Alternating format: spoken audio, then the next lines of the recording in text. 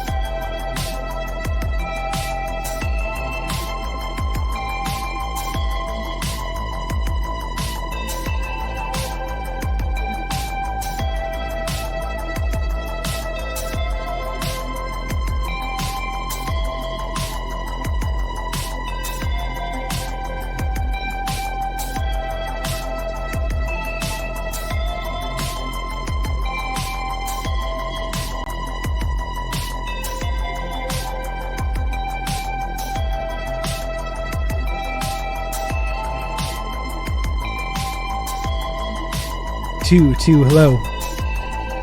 Hello, check. Check 2.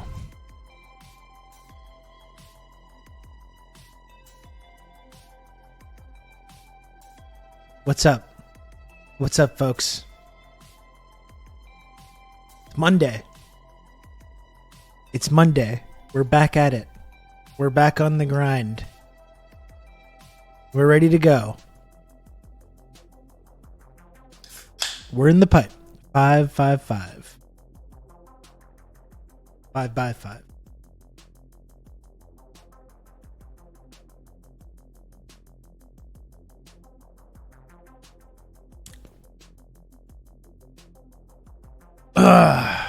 The rain energy, Duke. We're getting this shit started off right. It's Monday. It's Monday, 11:59. You can count on Absolutely. me and that good old Rob to right talk on the you through all schedule. this.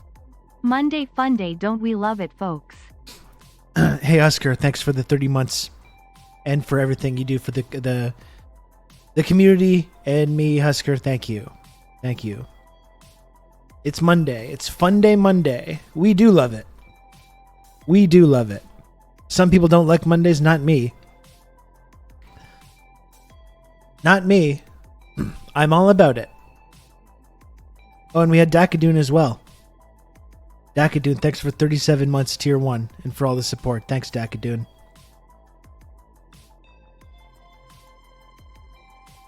Not me. You know what? Because when you love what you do, who cares if it's Monday? I look forward to Mondays. I look forward to Mondays because it's like, oh, I get to go back on the grind, doing what I love, hanging out and talking with people in the community, talking about the news.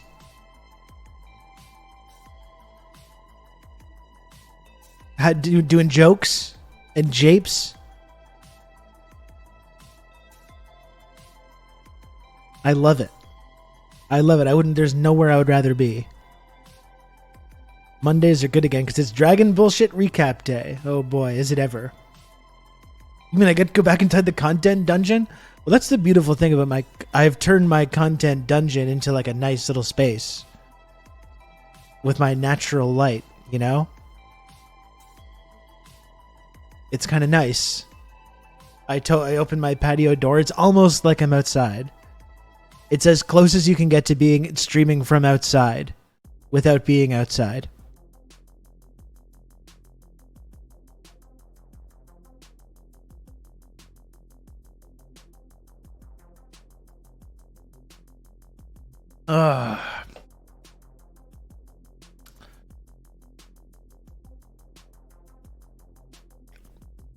It's 90 here today. We got a heat wave this week.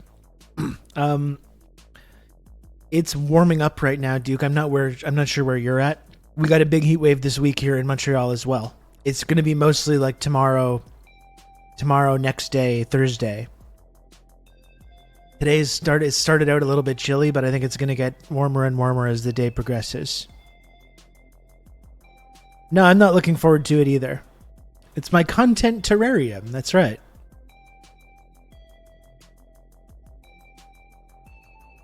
Join me in my content terrarium. I got to do a call out actually because we were talking about Dragon Bullshit. I watched the Dragon show with Mistress of Insanity last night. Because we were both tuning in around the same time, so we were watching it at the same time. And I got to say, I don't mean to call anyone out here, okay? I don't want to make any uncomfortable accusations. I thought she was a little lacking in the lore. Let's just say. I kind of thought she was more of a Westeros head.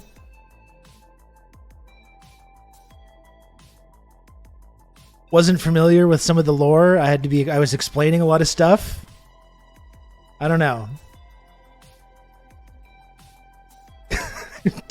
You know,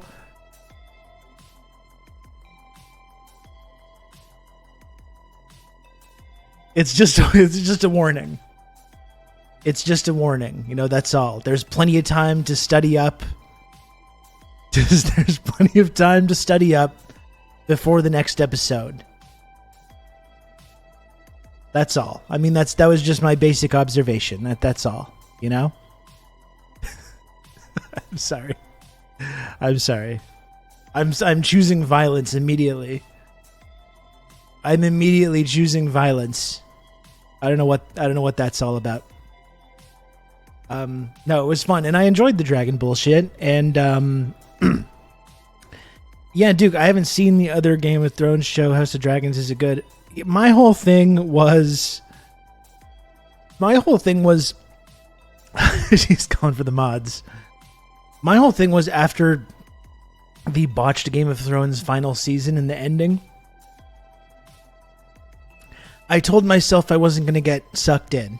I told myself I wasn't going to get sucked into the dragon bullshit. That's why I've derisively been referring to it as dragon bullshit. I was like, I'll just watch an episode just to kind of like, I'm not going to get invested in it. I'm not going to get the books. I'm not going to dive into the lore. I'm not going to start breaking it down and getting into the theories. None of that stuff. I'm simply going to just watch, I'll just, as a casual observer, it's a pop culture phenomenon, you know, I guess I'll watch it or whatever. And then like within a few episodes, I was all the way back in. All the way, Duke. It's really good. It's actually, season 1 was really good. It's just one episode. What's the worst that can happen? I can stop anytime. I can stop anytime I want to.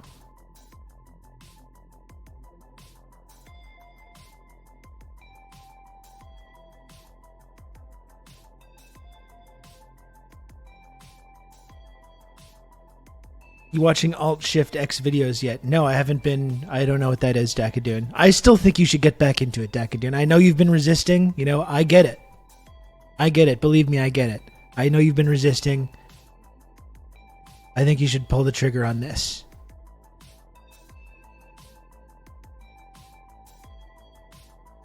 I'm having a hard time getting excited about dragon bullshit because I'm all about gay vampire bullshit now. I'm hearing a lot of talk about that as well. The gay vampire bullshit. Maybe that's something I can dive into as well. I got time. I can get into gay vampire bullshit as well.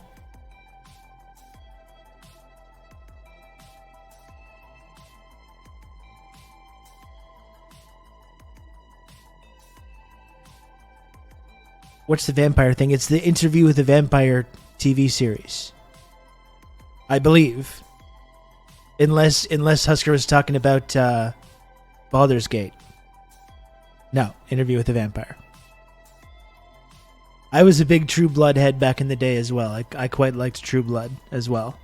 I also never finished it.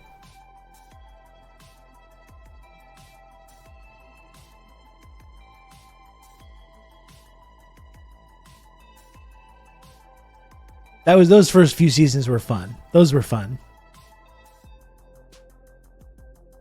I'll watch this. I'll watch the gay vampire bullshit. I'm seeing a lot of talk about this. I'm seeing a lot of discourse about the gay vampire bullshit. I think I can jump right into it.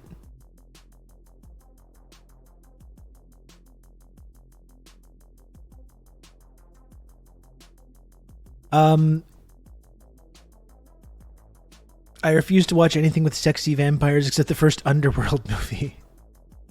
You can count on me. You're going to have good old Rob to talk you through all this. Twitch keeps doing this one day too early, but I'm still here, El Guapo. Diego, thank you very much for 42 months of Prime. I appreciate it.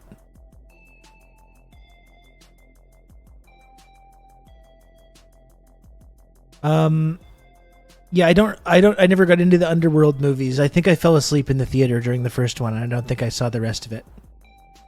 Remember when Bill died, but was actually just buried, and then he popped out of the dirt, and immediately started humping Suki? My friends call that scene the resurrection. There we go. Nice.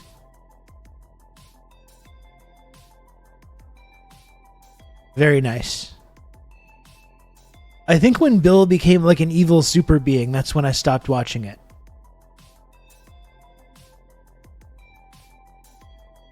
I think I tuned out of like the last season or two. I don't know.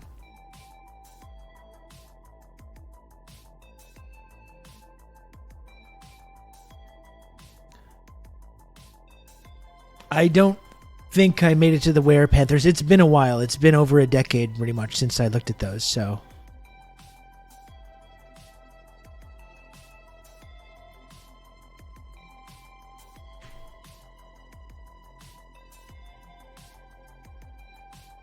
It would be funny to revisit.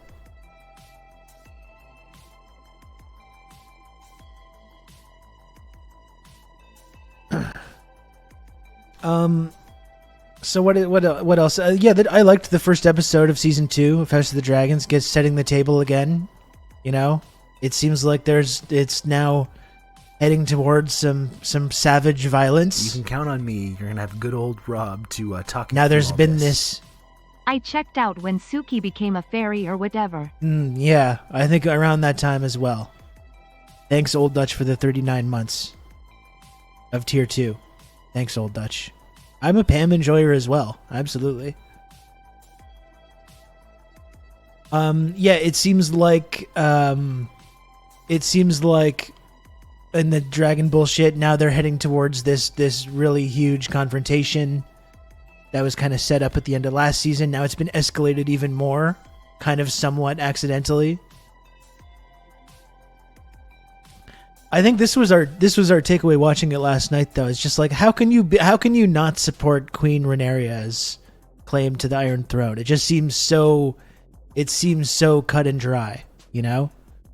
It's like, obviously she's the queen. I mean, it's like, why is this even a question?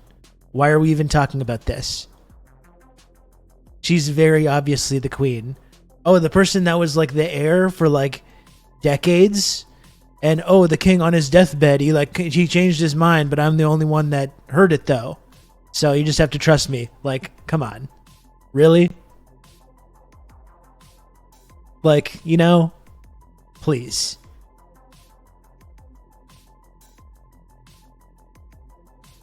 You're embarrassing yourself.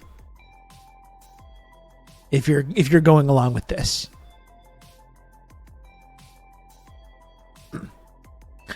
I remember after last season, I bought the the Dance of the Dragons book, so I could find out what happened, but I never actually looked into it.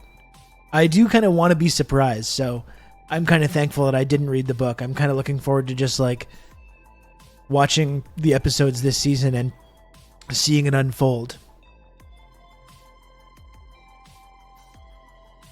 But with Game of Thrones, it got to a point, I think after like season 4, where I was just like, okay, fuck this, and I just had to like read it all.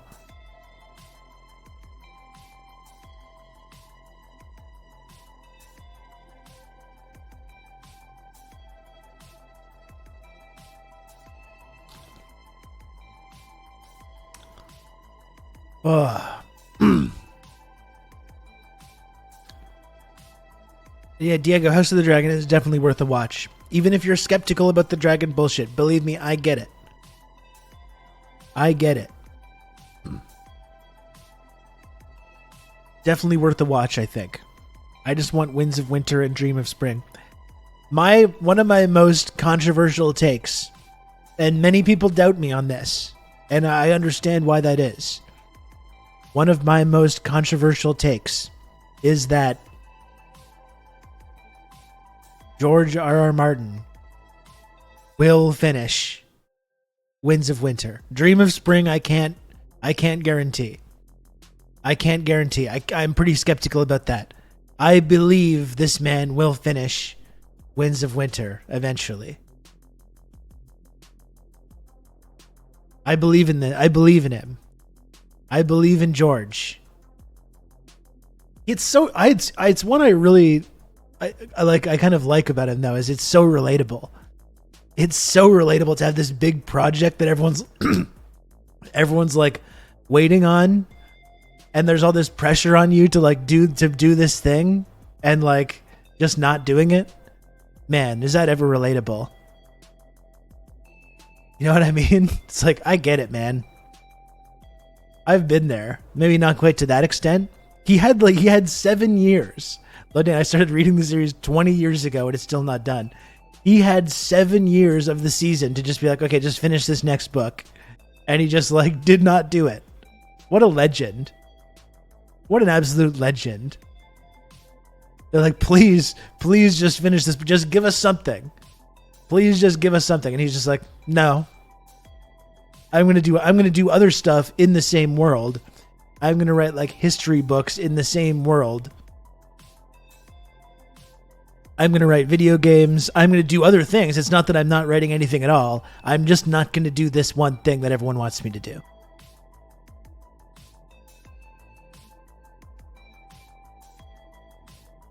But as someone who has felt that pressure and not completed so many things, I'm a George doubter. Well, I get that, Avery. I do. I do get it. Perhaps my faith in George is some kind of like internal, like it's some belief in myself, you know, that these things can be overcome. Perhaps there's some element of like projection there. You know what I mean? If he can do it, then like what can we not do? You know?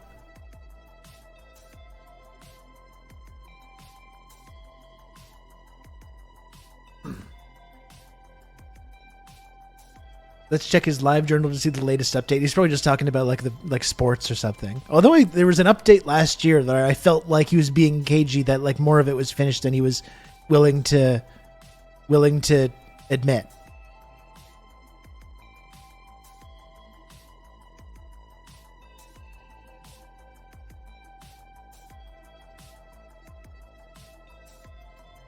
And I agree with what you're saying too, Lodane, like the group pressure.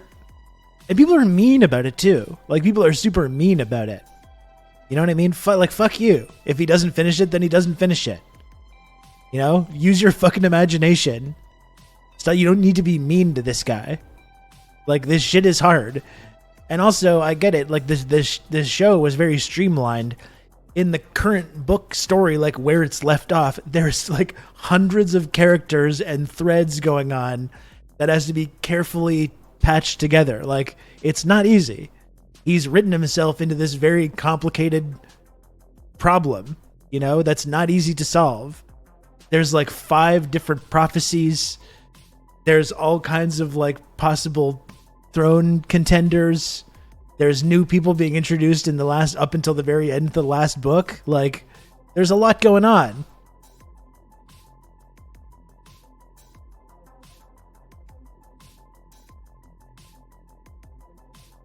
So I get it. That's the thing. I would like for him to finish. I hope he does. If he doesn't, that's fine. That's fine. Who cares? Whatever.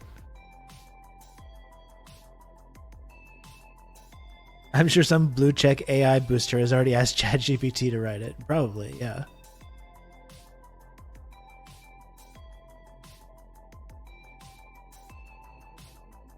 I'm less frustrated by A Song of Ice and Fire possibly never finishing than Rothfuss's The Name of the Wind not getting its part 3. That one really stings. I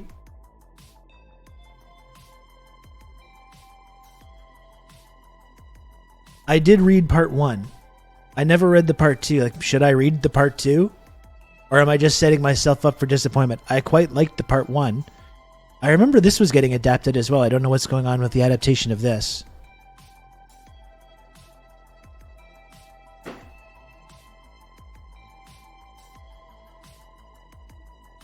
You can count on me. You're gonna have good old Rob to talk you through all this. Quick, what's 8 times 4? That's too much pressure, Doc. That's too much pressure. I refuse to answer. I plead the 5th. I know what the answer is, obviously, but I refuse to answer. But thank you, Doc, for the 32 months of Tier 2. Thank you, Doc.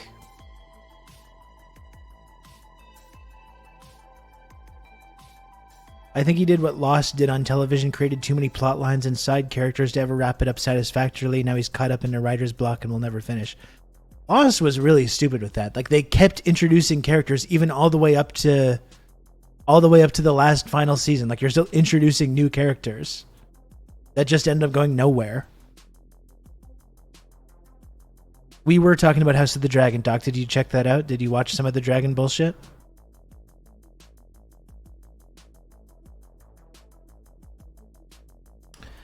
Part 2 isn't as good as 1, and you're just setting yourself up for disappointment. That sounds about right. I'll see if there's movement on a part 3, then maybe I'll consider getting back into it. Oh, I'm fully dragon pilled as well, Doc. Fully dragon pilled. Although I was struggling to remember some of the names. That was one thing that I think I need to do a whole season 1 rewatch. That was one thing last night that I was kind of like not quite. I couldn't remember a lot of the names of characters. Who's the Kingsguard guy? That piece of shit. That fucking loser. Kingsguard guy. Kristen Cole. Thank you, Doc. Look at that. Look at that. We've got a thing that's called Red Our Love.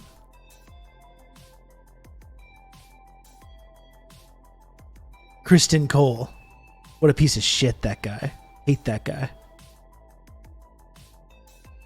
He's got issues with lore now. Shout out to Golden Earring, absolutely. Worst Kingsguard ever, worse than Jamie. I mean, Jamie had like some kind of like a bare bones moral framework and like a somewhat set of principles, you know? He tried to take it seriously a little. This guy's just like doing whatever. This guy's just doing whatever.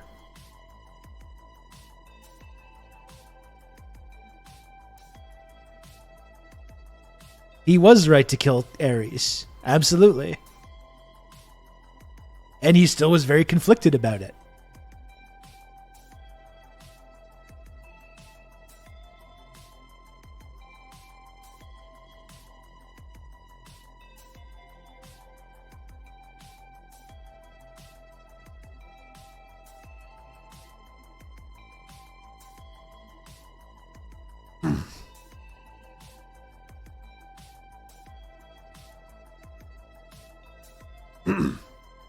Ned didn't get it. That's the amazing thing about season 1 of Game of Thrones. And like, I really like Ned Stark, the character, and Sean Bean and whatever. But like, he's just a dumbass though. Like, there's just no way of getting around it. You just see him going down this path. He sees the previous hand of the king gets murdered, and then he just proceeds to make every single same decision that guy made leading to that point. And it's just like, what are you doing, man? But honor. It's just like me for real. Yeah. I mean, I get it, that as well. I mean, obviously it is kind of relatable, honestly. People love to criticize the mental state of Ares too, but he just has a stutter. People are engaging in ableism when you talk about Ares too.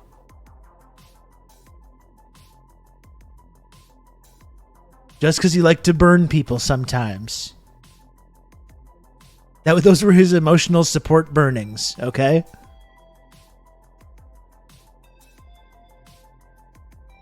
And they call him the Mad King. They call him the Mad King, folks. Very bad.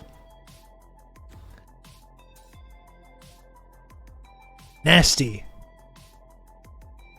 Nasty guy.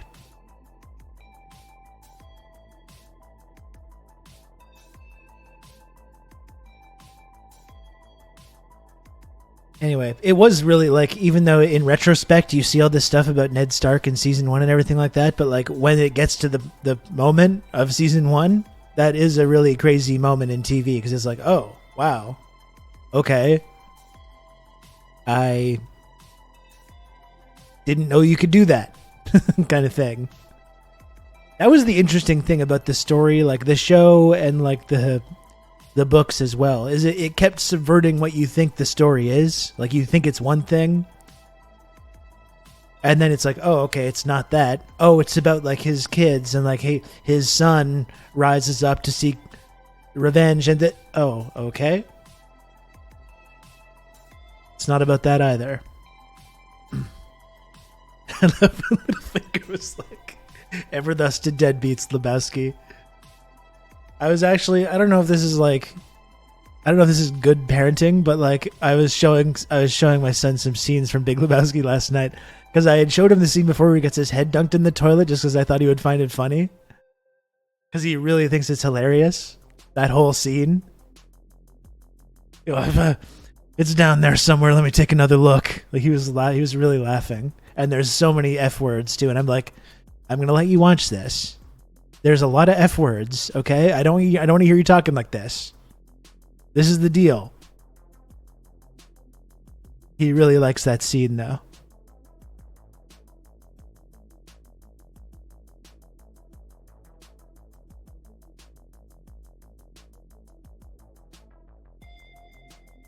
People say Valar Morghulis, they do, but they never talk about Valar Dohaeris. It's a shame, folks.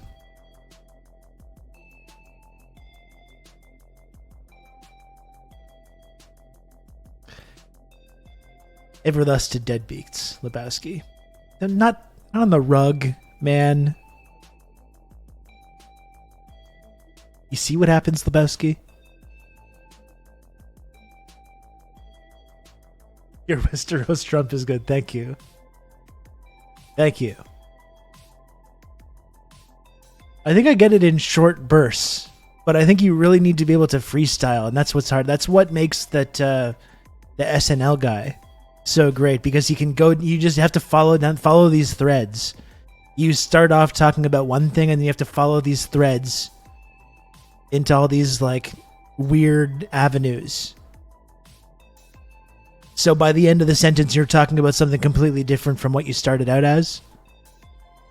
Taking out Lady Stoneheart from the show, I thought was just strange. I thought that was just like a weird decision.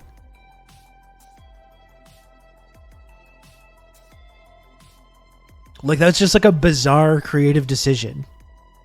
Because everyone's like, oh, Catelyn Stark, oh my gosh, I can't believe that happened. It's like, well, just wait though. Just wait till you see what happens, and nothing happens. And it's just there's never really any resolve or satisfaction or whatever.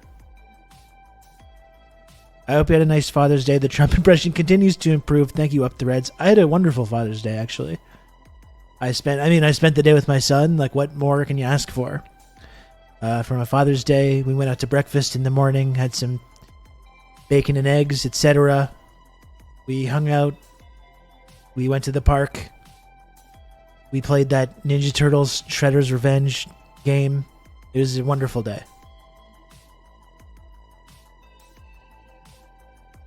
The way they undercut the Dorne story as well, and what Bashir, forgot his name, was up to in the books was frustrating too. They totally just ditched the whole Dorne thing, which seems like it's set up to be a major factor in the next book.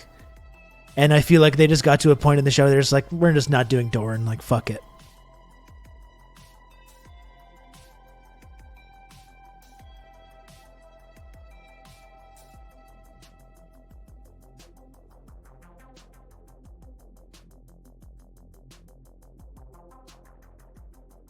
Young Griff, there's so many random characters that have been introduced. Like I was saying, that's why I'm sympathetic to George, you know? There's so many fucking characters that you got to deal with. You know who I was missing from the show as well, Doc? Strong Belwes. Why didn't we get Strong Belwes in the show? You can't give us Strong Belwes, really? We can't have a little fun? We can't have a little fun with Strong Belwes? Yet, forget John Connington. He's not even mentioned in the show.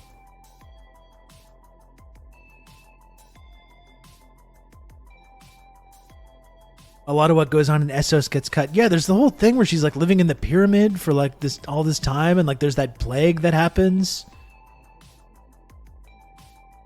And she's basically dealing with like a guerrilla, like an insurgency, and it's really cool, like that whole storyline, and it barely even happens in the show at all.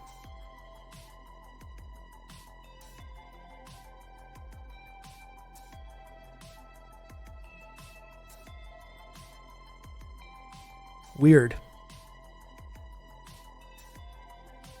But I guess that's one thing that's interesting about House of the Dragon. It seems like there's a plan. I think they probably recognize the mistakes that were made. It seems like there's a plan in place. There's a creative vision in place. They've got a creative team that knows what they're there to do, and are they're going to be there for the proper length of time to do it.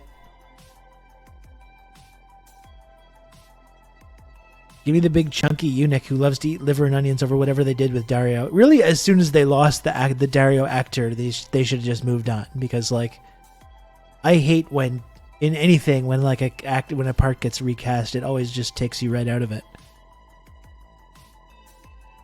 They could have stretched out the original show longer. I mean, that's the thing that we've talked about a lot. It's like there was basically 3 or 4 seasons worth of storyline left to go, and they were pretty much just like, okay, fuck it, like we're done with this. Let's finish it up.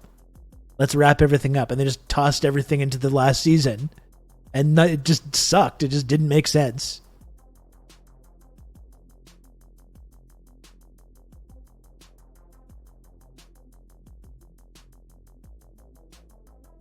They did it live. And the last season was short. We've talked about it before. They thought they were getting Star Wars.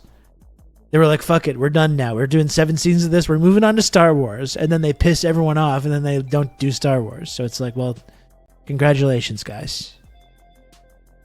Of course people would have watched. People loved that shit. That was like, there was a insanity over it. There was like an obsession over it.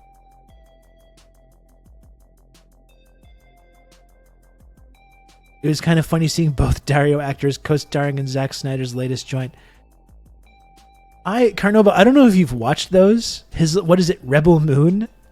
That's the whole thing about this streaming model. Like, Rebel Moon is like a $200 million Zack Snyder science fiction epic. I don't know one person that has watched it. I have not ever seen like one image of it being shared online. I've not seen any discussion over it whatsoever. You know what I mean? It's like, it's so strange. Like, this is why the theatrical model just can't ever go away. Like, this thing, it just makes no impact on the culture whatsoever when things are released in streaming like this. It's all a tax write-off. Like, that's not even the Zack Snyder thing. We have at least heard of that. There is so many things on streaming that we've not even heard of. That's like we spent $100 million on this like TV series or adaptation or film, and we've never even heard of it. You know, like, it's crazy. A friend from high school named her daughter Arya when the show was huge. Oh no, at least she didn't do Daenerys. There's a lot of Daeneryses walking around now. Probably getting to be like 8, 9, 10 years old. Khaleesi. Oh no. No.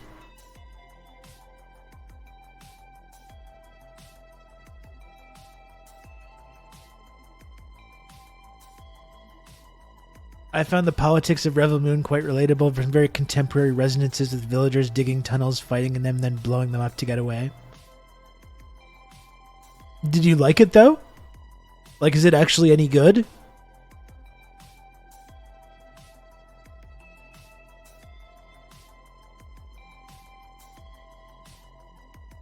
It just seems like, especially for these big like sci-fi tent poles, like, no matter how good, even if you have a 70-inch OLED screen and speakers and all that stuff, it's just not the fucking same. I'm sorry, this is turning into another like old man yells at cloud film segment. It seems to be what a lot of the first hour of this show has been lately.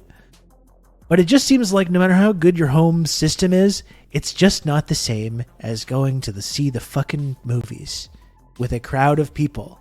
It's just different. It's a different experience. And it actually it creates an event that has an impact on our culture.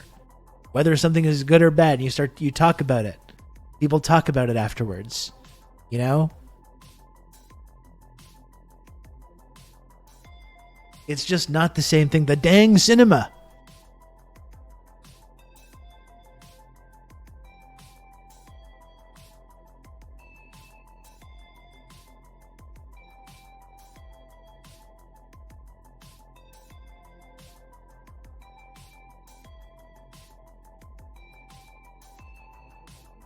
No one wants to go to the theater anymore. Furiosa flopped. Now we probably won't get another Mad Max movie. But like, could that be a marketing problem? Like Oppenheimer. Oppenheimer made $1 billion. Oppenheimer. You know?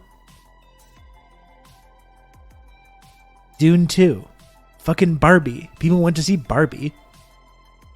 I feel like the Furiosa thing is a marketing issue. I don't think that's a testament to people not wanting to go to cinemas anymore.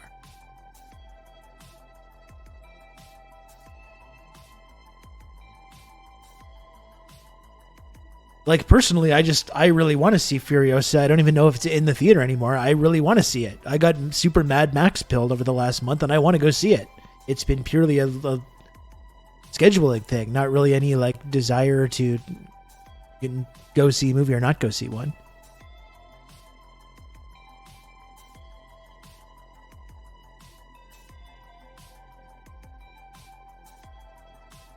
Why would I remember that guy, Grom? The movie theater guy.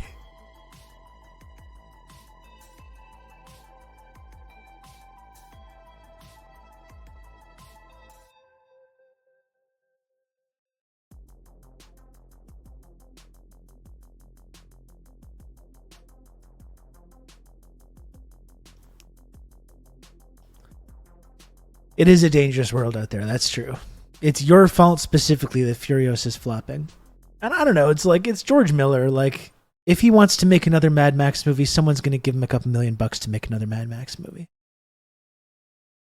This is a big problem as well. Like, I've heard actors and creators and filmmakers talk about this, but the whole, like, this is another way that the streaming model is, like, really harmful because there's no DVD market.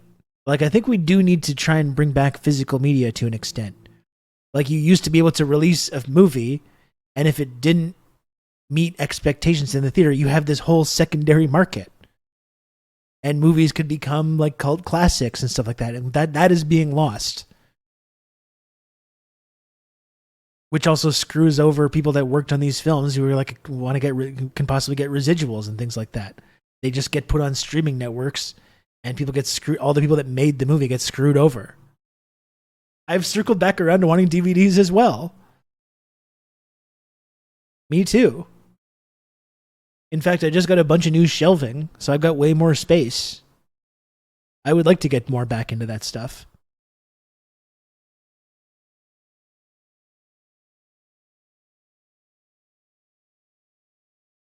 Remember directors' commentaries as well? Why can't we bring those back? Those are fun. I love directors' commentaries. Where you get the actors in there. You get some boozed up actors riffing about the movie. That's fun.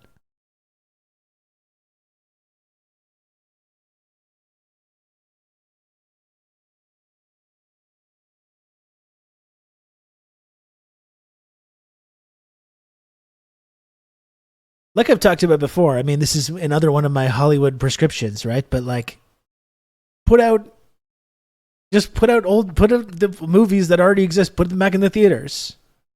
Why can't we have more of that?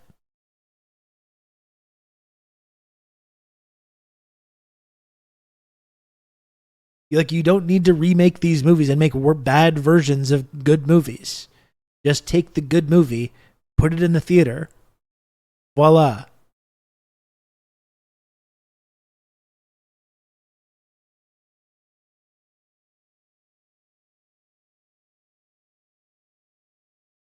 I would love to buy Silo because I'm never going to subscribe to Apple, but I love that show.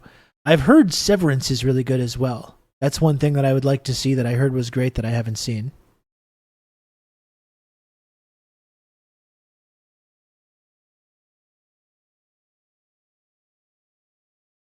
The Tropic Thunder one is great. RDJ does it in character as Kirk Lazarus, in character as Lincoln Osiris.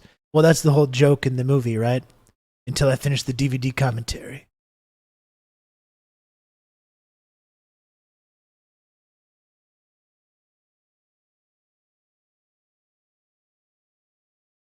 Embrace pirating. Well, that's not something I would ever advocate for on here, certainly. I always download legally and pay for all my content, and I hope everyone in the chat does the same. I did watch Shogun. Shogun was terrific. I really liked it.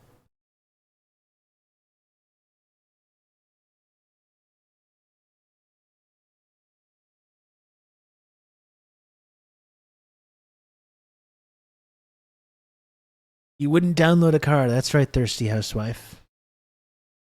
I would never dream of doing such a thing. downloading a car. It's like, that's funny because like of course I would do that. You wouldn't download a car? Yes, I would. That would be fantastic. That would be so cool to be able to do that.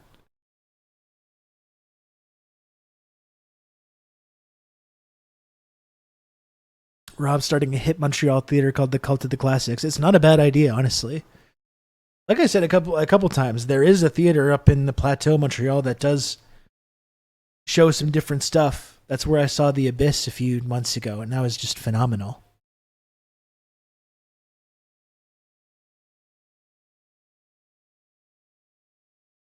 Absolutely love that.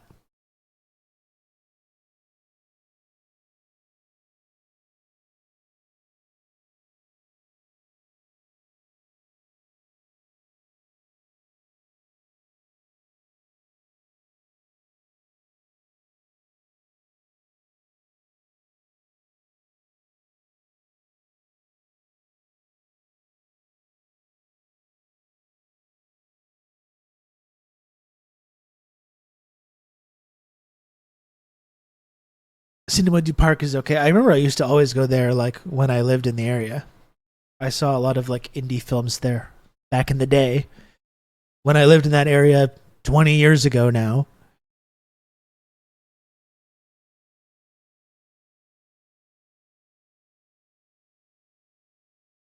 I don't know if Dollar Cinema is around. I never went to it.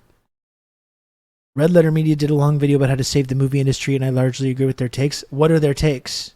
What did I say the other day? I had a whole roadmap. It was squibs, number 1, bring back squibs. Number 2, spend less money on making the movies. Instead of spending $100 million on a movie, spend $20 million, and then you don't have to make as much back. And number 3 is just take movies that already exist and put them in the theater sometimes. Those are my 3 steps to save the movie industry.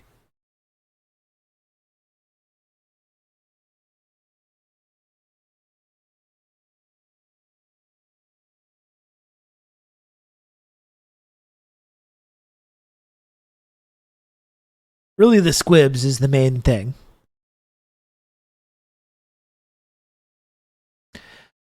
I do feel like as well there's like there's an obsession with like movie stars, which has always existed to a certain extent, but that's why the budgets are so big. It's like, well, we got to spend $50 million on 2 like A-listers to sell the movie, to slap on the poster. And I don't know, it's like, I feel like you got to take more chances. Spend less money on the movie. There's plenty of actors out there. Find a new actor. It can't be that hard. There's plenty of people doing fantastic work all around the world in theater and doing all kinds of stuff. Find someone that's going to do your movie and will do a good job for less money. It's like the wrestling thing. Like, instead of like, oh, you only have these top guys, try to make new top guys. Try to make new A-listers and movie stars. Why are you just relying on the same group of people? Find someone else to do the movie. Make a good poster and a good ad campaign for it, and people will go see the movie. It's not that complicated.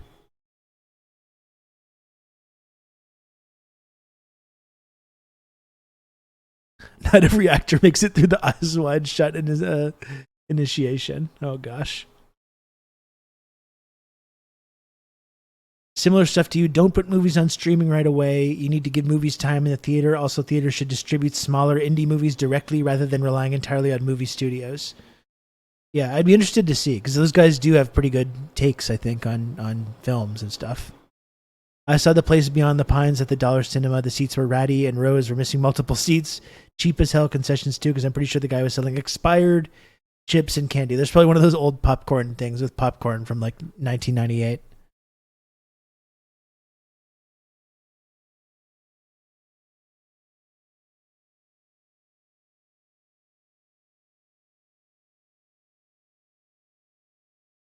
I think they should lean more into the social aspect of going to the movies, like have your big theaters, but also have smaller scale ones that groups can rent out.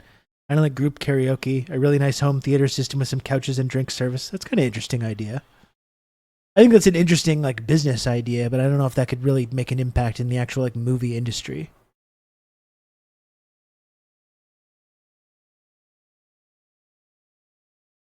Harrison Ford was like 35 when he blew up in Star Wars. Now, if you're not a movie star by like 24, you're out of the running.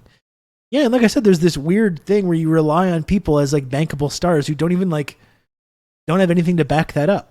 Like I don't even mean to Ryan Reynolds. I think Ryan Reynolds is fine, you know? This guy's like an A-list movie star. He's been in like he has one successful franchise and he's quite good in the movie. Like it's not that I don't think he's bad.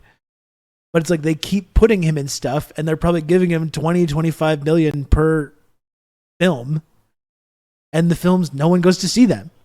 Like, it's really strange. He's like a movie star, but he's not really starred in very many successful movies. Like, if you're going to make a movie with Ryan Reynolds, instead of giving him 25 million bucks, give someone else who needs a chance and an opportunity 3 million, you know, which is a lot of money. Find some new guys. Find some new actors.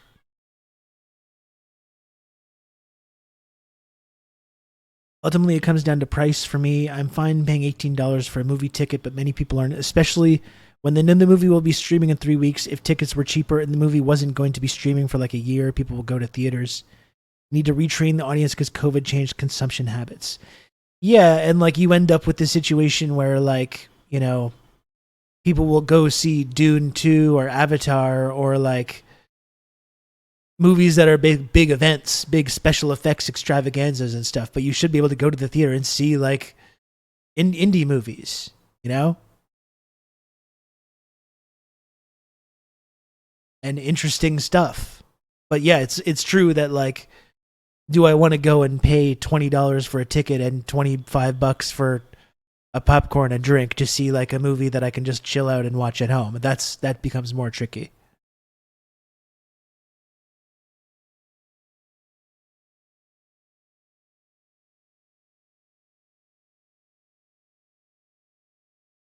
Yeah, I totally get that. It's so funny that this is like a regular segment on this show where I rant and rave about the state of the movie industry.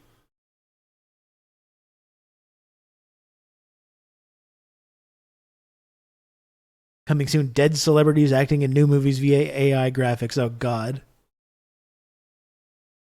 That was so unsettling in The Flash.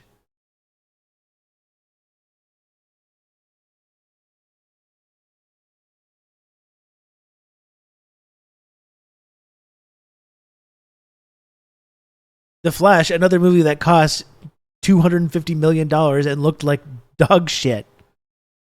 It wasn't even like I didn't hate it. I went to watch it. I didn't really like it, but it wasn't terrible. But just looked bad. Like it just doesn't look good.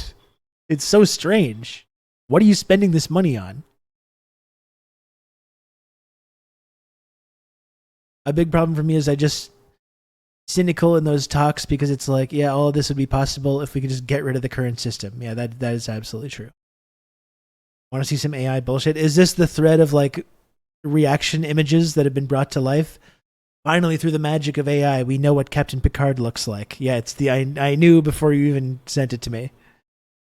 Finally, we've been all waiting to make the Picard image when he's going like that move around, which was a image that was like taken from a video that was originally moving. Just spend it all on squibs. To live in a place with a real art house or repertory theater. Yeah, I mean, something must be done about this. You know, a movie I kind of wanted to talk about as well, because I watched this. I had watched it before. I watched it again with my son you can on count Friday. On me. You're going to have good old Rob to talk you through all this. You should have squibs activate whenever people redeem subs. Thank you, Sir Brain Damage, for 28 months of Tier 1. I appreciate it. I think we had talked about this idea, but I think that would be a little excessive. But if I could, I would do like a $50 squib thing. If I had like if I just wore a squib pack every day. And if you wanted to, you could spend $50 and just.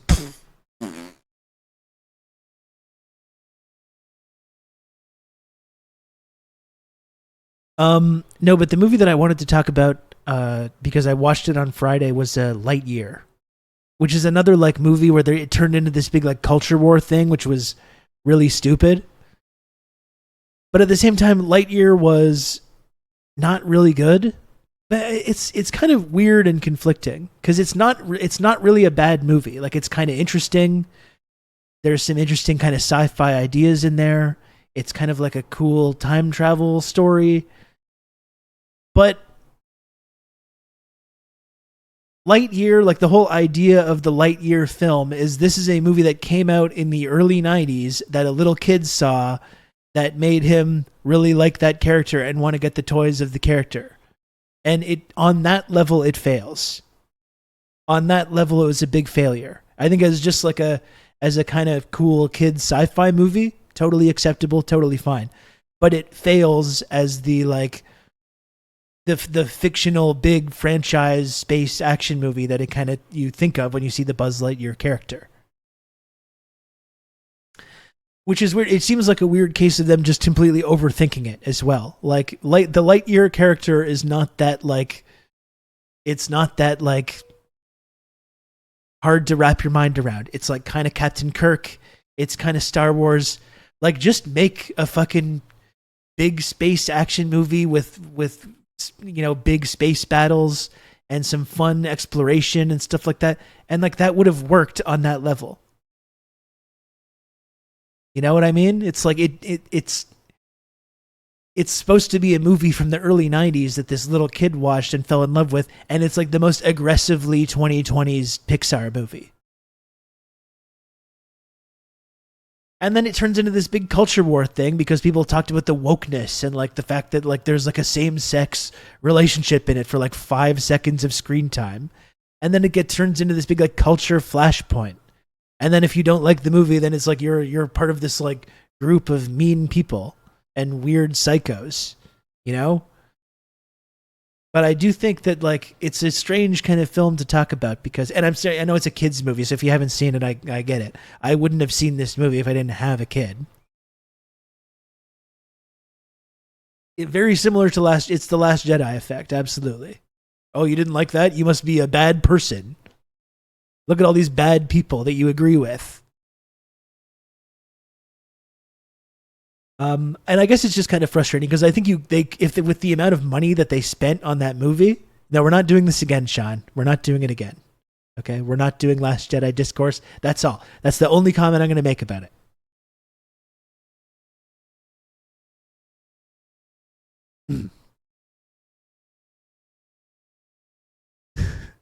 I just mean though, like with the amount of money that they spent on Lightyear, they could have just made a Star Wars ripoff, big space action movie, you know, and it probably would have been a lot more successful. But they like overthought it. They overthought it, and they made this very aggressively 2020s movie,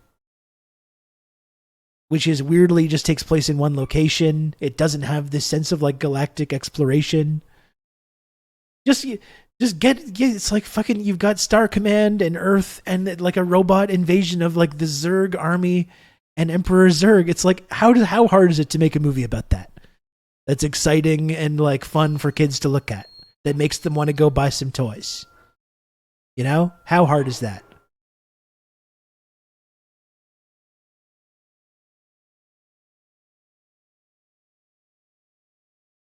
But they didn't do that. And they tried to do this like kind of interesting, emotional meditation on trauma. And like, why does every movie have to be about trauma, by the way? That's a whole other thing. Every single kids movie, especially, because I watch a lot of kids movies because I have kids. Every single movie now is about like trauma and overcoming your trauma. It's all this like therapy speak, TED Talk films. You know what I mean? It's like, sometimes you can just make a big silly action movie, like it's for kids. You know what I mean?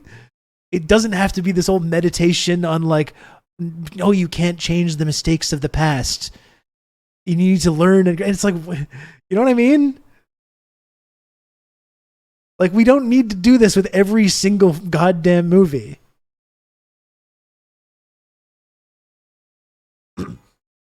Sometimes I just want a fun movie.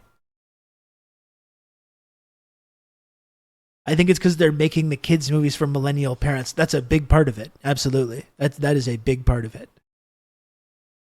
Yeah, it's just it's like everything is filtered through the lens of this very like therapy speak TED Talk lens.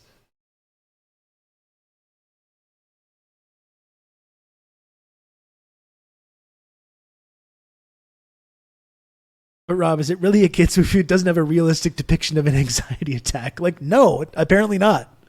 Apparently not. Apparently we need this shit in every single movie now.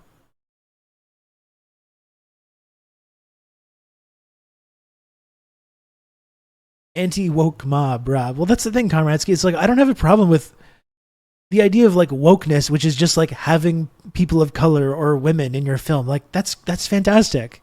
Let's have more of that.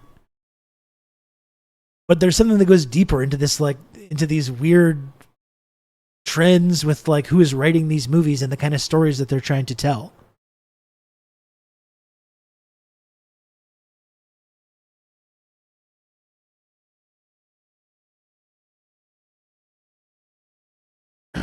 And I thought Lightyear is a great example of that, because Lightyear could have just been a silly space action movie, and they really tried to do it and make it into this like profound lesson about trauma and like overcoming the mistakes of the past, learning to accept the mistakes of the past and all this stuff. And it's just like, just do a silly action movie where these like space marines are fighting, space rangers, excuse me, are fighting a robot army. Like, really, you don't need to overthink it. It's not that hard. It's not that deep. It's a Buzz Lightyear movie. You know what I mean? It's a fucking Buzz Lightyear movie. Why are you trying to make it into this big emotionally cathartic experience? I love the mistakes of the past. That's right, Thirsty Housewife. I think we should just keep reliving them and doing them over and over and over again. That's my method. Because Disney adults are not well. That's the thing. It's like there's Disney adults writing the movies for other Disney adults. Like, this is part of the problem. They had a Lightyear show that was exactly that. Space Rangers fighting bad guys. Why is that so hard? You know what I mean? Why? Why is that so difficult? And yeah, we talked about Civil War a little bit as well. I think we were planning on watching that in the Discord server. I think Civil War is kind of interesting. It's a really well-made movie. Politically totally like incoherent and very liberal as well. But worth watching, I think. But worth critiquing at the same time.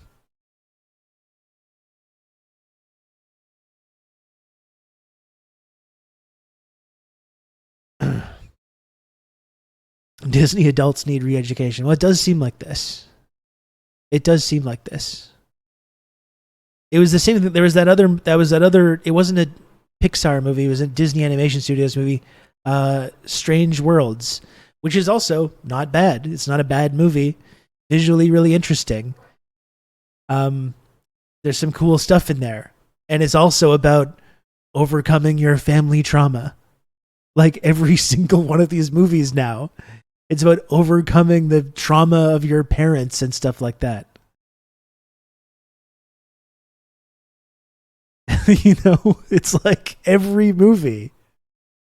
And yeah, then these dumb reactionaries are just like, women in films bad. And that's their takeaway. It's just imprinting the imperialist ideology. The message is, don't blame the conditions around you. You need to fix something inside you as an individual. Yeah.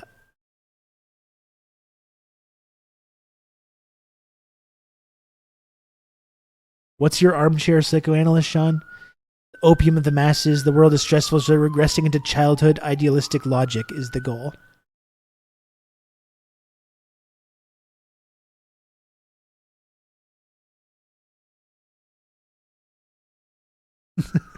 Keep going. I don't remember what that copy paste is from, but I like it. I like it. The classic Phil Greaves post, right? Man, I don't know. So sorry. I'm sorry if you haven't seen Lightyear. You don't watch any of these movies. I just watch a lot of these movies because I have a kid. I would not have seen Lightyear otherwise, but I watched it on Friday, so I was thinking about some of this stuff, and I wanted to talk a little bit about this phenomenon.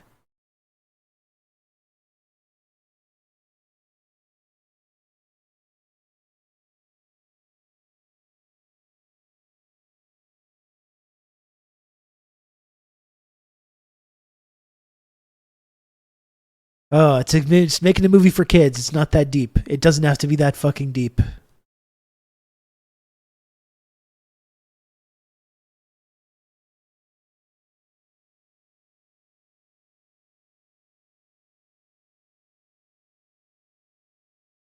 I don't want to say Phil Greaves was right with that post because I'm a person that has told people like turn off your brain and enjoy something if that's what you like. Watch your slop, you know? If you enjoy it, that's okay. It's okay to sit down and watch some slop, some comic book slop, some big sci-fi blockbuster slop. Yeah, it is fascist. Most American films that are made have an undercurrent of like pro-imperialism, fascist ideology. Okay, well, watch your slop, have a critique of it, recognize the ways that it's harmful, or just like sit down and have a big giant diet soda and fucking watch it and just like who cares, you know? I don't feel the need to like shame people about this kind of stuff. Oh, you watch this? Don't you know that's like bad and harmful? It's like, yeah, I get it. Yes. And yet don't make it your identity. It's true that propaganda is everywhere because you also don't want to be an unlikable nerd. The perpetual struggle, Sean. Who's that guy? It's that guy Roderick Day. I don't know if anyone's familiar with that guy. Who's someone that I agree with about a lot politically. He writes things about socialism, politics, that I'm like, this is an interesting and smart guy. And then one time he got so mad at me over this kind of stuff online. He started being just like a fucking dour nerd, shaming people for liking stuff. And I was kind of like trying to have a conversation with him, and he was like this sanctimonious, like overly dramatic. It was exactly like that Phil Greaves post. And it's just like, you're not winning anyone over with this, you know?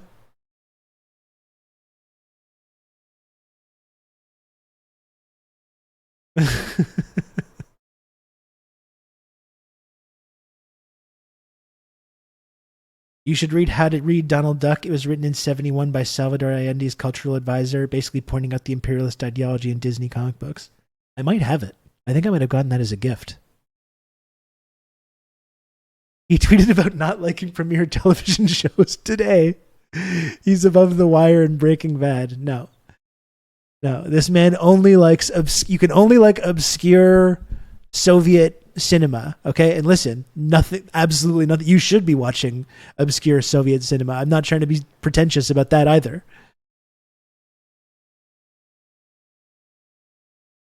It's just funny that he's doing that because I've had him muted for like 3 years because he like freaked out at me over this exact thing. So it's funny that he's still on this. We don't need to get into a can claims. I'm not trying to call anyone out. Again, this is a guy that I respect and I think is smart, but just like you don't convince anyone with this like attitude, you know? No fun allowed. You can't have fun. No slop.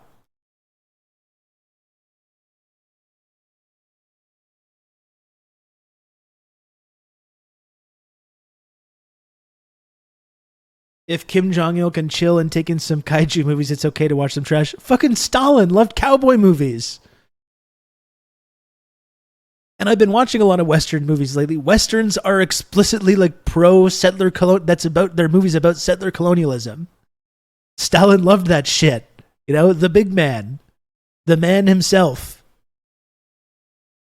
he loved John Wayne and all this American testosterone bullshit. You know why? Because it's good. It's good, regardless of how harmful it might be on a propaganda element. Then understand why it's bad, why it's harmful, and then enjoy the fucking movie. How hard is that? How hard is that to do? The way to get people on your side is to tell them everything they like is dumb. That's right. Liking things is a gotcha.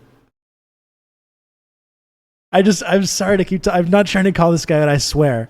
I just remember I was really laughing having this conversation with him because I was like, I don't know. I think you can just like turn your brain off and enjoy propaganda crap sometimes. And he was like, I don't think you can turn your brain off and enjoy propaganda crap. Like he did one of those. So I was like, all right, man. Okay. Okay. But half of Westerns are about cattle barons abusing farmers, clearly anti-capitalist. There's an element of that as well. All the bad guys in those movies are cattle barons or like the powerful railroad titans. It's always about someone abusing their power. I mean, I just watched, like I said, I just watched Once Upon a Time in the West the other day, and it's like, that's exactly what it's like. These railroad guys hiring these sociopathic murderers to like make sure that they can get all the land.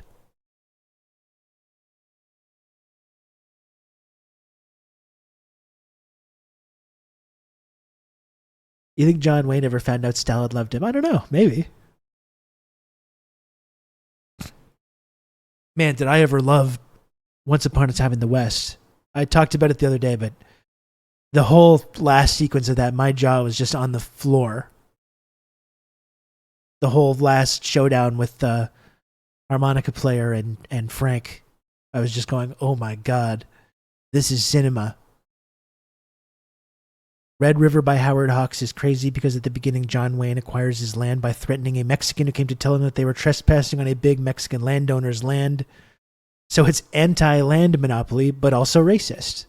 This is kind of the issue with these Westerns, right? It's like you might have a sort of like interesting kind of class dynamic, but it is still at the same time reinforcing the settler narratives about the creation myth of these colonies, which is ultimately harmful, even if it's got some kind of interesting class analysis going on in it. Makes sense as most of those movies were made at a time when unions had a positive view in society. Yeah, and it's like it was in living memory of like the Gilded Age, you know, and the railroad barons and these powerful industrialists. And this was a post-New Deal America when some power had been wrestled away from capital and redistributed to people. And there is a kind of like element of that in American culture. And it was inherently kind of understood in that period that like these powerful people hoarding all the wealth and land and resources was bad. And like that's what's been slowly chipped away at over the years. So you don't really have that anymore.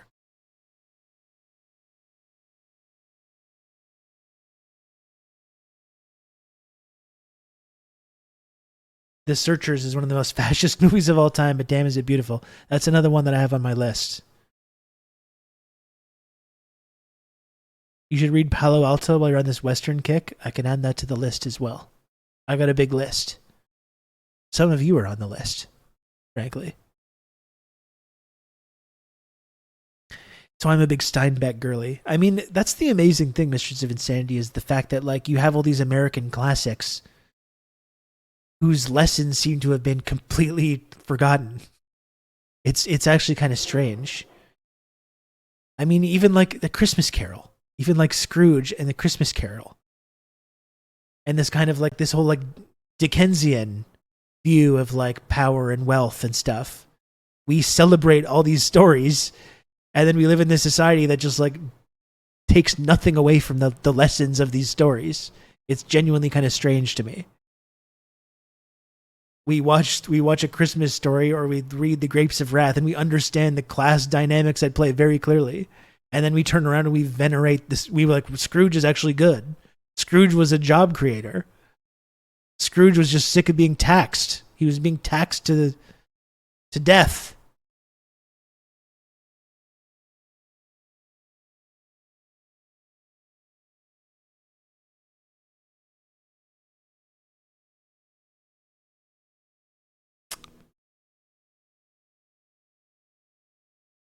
taxed into an early Christmas grave. Exactly. The early chapters of Palo Alto talk about the California gold rush and the railroad swindle that was fronted by Leland Stanford, who Stanford University is named after. It sounds very interesting. I will put it on the list.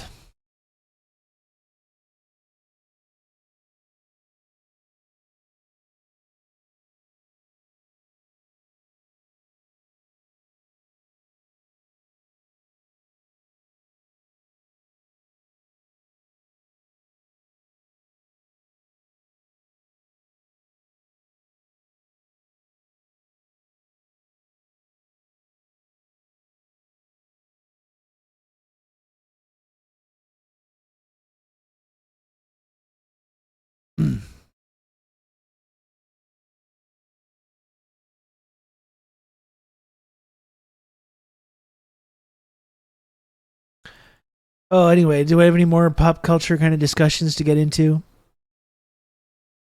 I will see. Oh God, because I saw some discourse about like angry Luke in Last Jedi, and like, oh, he shouldn't have thrown the lightsaber. He should have. Some like absolute dipshit was like, he should have like jumped up and carved the island in half or something. Crotchety Luke was something that I quite enjoyed about The Last Jedi. I thought that was cool. I had no issue with that whatsoever. I thought that was one of the things that worked for me was Mark Hamill's performance in that movie.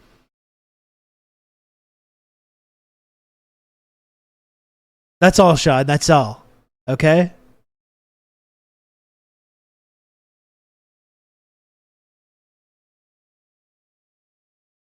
Which is funny because Hamill seemed to have a big problem with that. the drinking the breast milk, that was definitely the point in the movie Plunger Man, when he like angrily drinks the breast milk. That was the moment in the theater where I was like, what am I watching here? What is this? I was like, what's going on here? What has happened?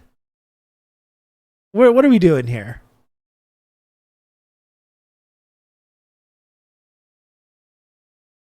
All milk is breast milk. Well, that's true. But this was like the green alien being breast milk.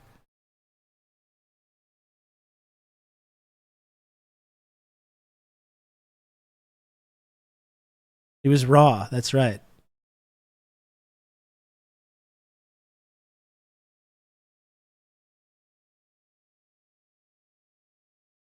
Oh, so you can only drink breast milk from your home planet. Oh, sorry, it was the blue milk. Unwoke alien breast milk. Anyway, all that we're going to say about the very liberal and bad film, The Last Jedi. That's all.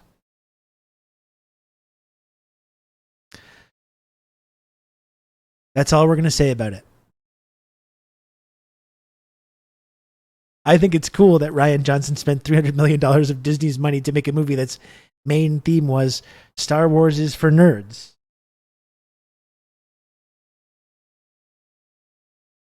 I definitely wanted a Star Wars movie whose main like the theme of the movie is like a meditation on what Star Wars means and what it is in our culture. That's what I think you need to have Star Wars movies be about.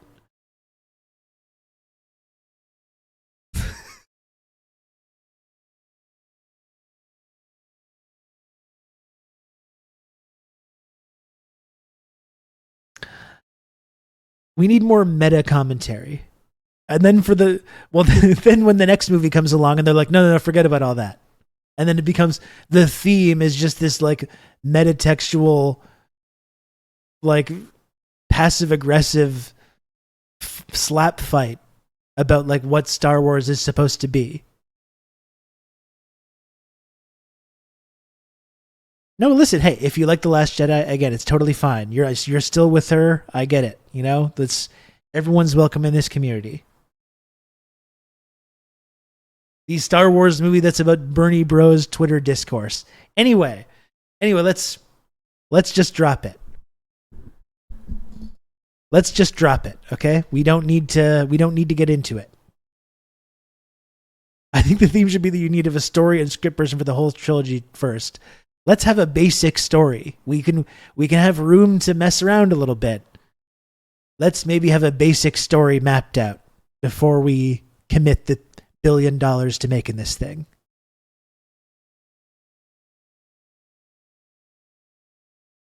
The Rise of Skywalker is legitimately the worst movie I've ever seen. It is very bad. I'm not a defender of that, definitely. And it's just like, if you're gonna make, oh good, now I'm doing it. God damn it, now I'm doing it. But if you're gonna make these big changes and these big decisions to subvert people's expectations, then you have to stick with that. You can't go in the next movie and then be like, no, forget about all that. Forget about that. Oh, here, you people wanted to see Luke raising the X-Wing out of the ground? You wanted to see that? Okay, well, now here he is. Now he's doing it. Are you happy now? You said you wanted to see this. No, now here's this. Please like us again. Like, you can't be doing that.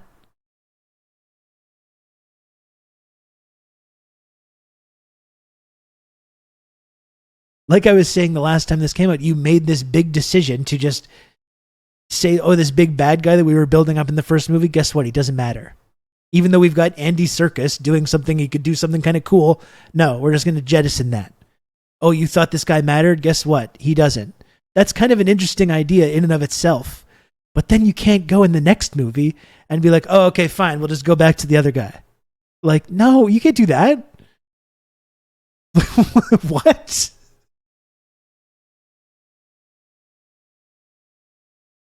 Man. Bizarre. Well, Sean, this is my problem, is that they didn't commit to any of this stuff. Maybe you could have phrased that better. This is the whole issue. They hint at some interesting ideas, and then they don't go all the way with it, and then they just like abandon all these big changes.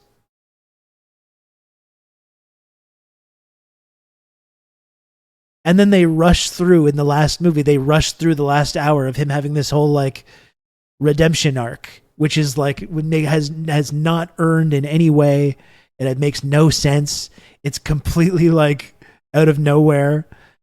Remember the Knights of Ren? We hinted at like the Knights of Ren. Well, no, they're dead now. He just walks right through them. They don't matter. It doesn't. Who cares? You know, it's like the last 45 minutes of the movie. Somehow Palpatine returned. That's become the most iconic part of that whole movie.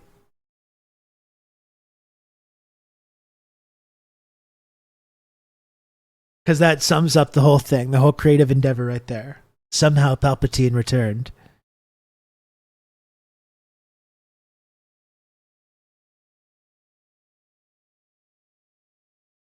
Diego, you have to kill the liberal in your mind that loves The Last Jedi.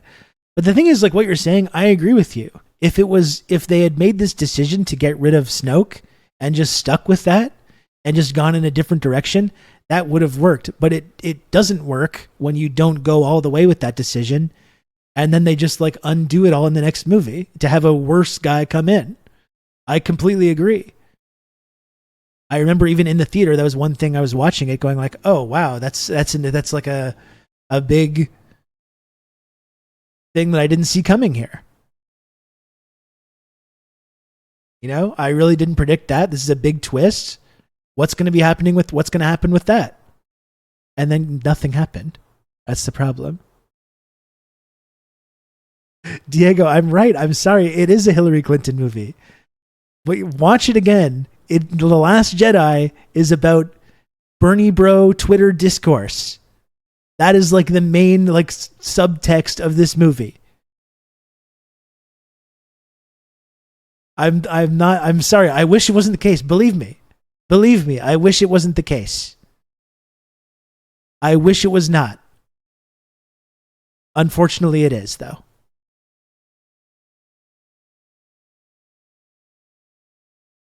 I liked Rian Johnson. I remember in the lead up to The Last Jedi, I was thrilled. I was like, Rian Johnson? I really like Rian Johnson. He directed Brick. I love Brick. Rian Johnson's a really cool director. I think this is going to be fantastic. I was there. Opening weekend, ready to go. I was ready to love it. and I was in the theater, and I can't control my reaction. I had the same problem with Prometheus, which I was also there, opening weekend, thrilled, ready to love it. And I had a moment in the theater in both of these experiences, where I was just watching it, and I was like, I don't like this. I just don't like it. I think in Last Jedi it was the space Leia scene was when I was really like, what is this? Looper is okay, but I think I did try to rewatch Looper the other day, and I was like, nothing about this movie makes sense. This is the most convoluted plot, needlessly convoluted plot that I can possibly imagine. It's visually kind of interesting, and I remember I saw that in the theater as well. But I think the second time I tried to watch it, I was like, I don't know about this.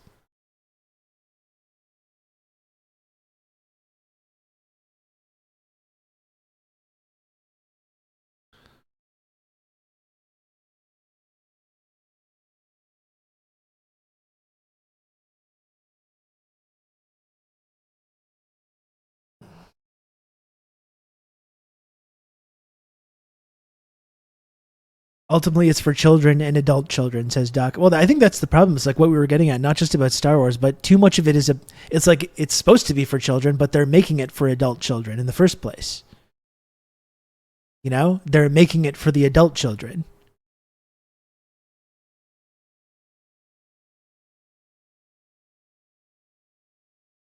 They lose that.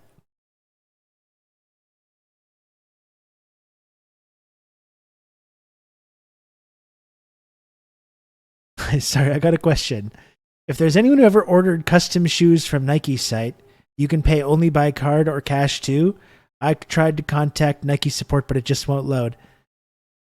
I don't know what to tell you about that. I'm not sure. I can't say that I've ever had that issue. I don't know why you think that I'm going to be your customer service person for this problem that you're having with the Nike website, but that's not really my job. So I don't really know how you want me to help you here. First time chatter, balkanplayer.exe.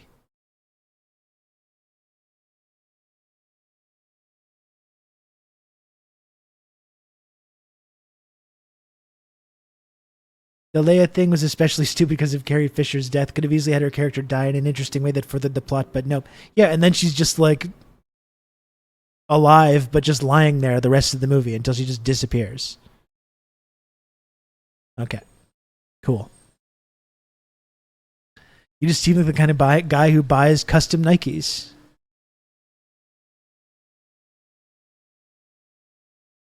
I'm going to go out on a limb that you cannot pay by cash on the Nike online website.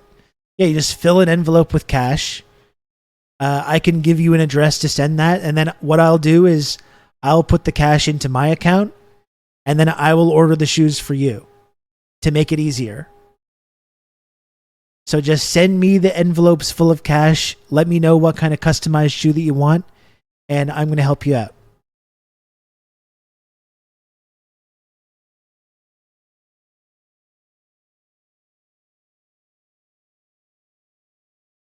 It's my first pair of brand shoes, and actually not fake ones. I want it to be as I like it.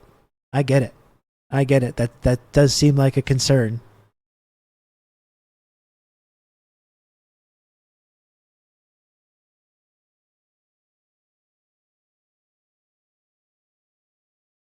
I'm starting my next NY Mag feature piece.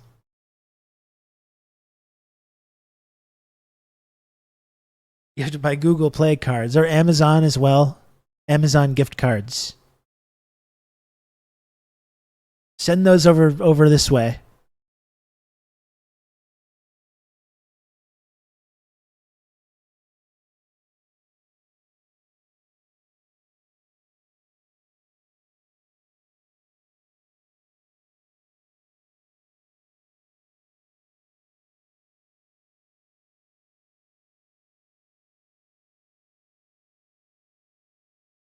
I got the joke, but please, guys, stop with the scam jokes.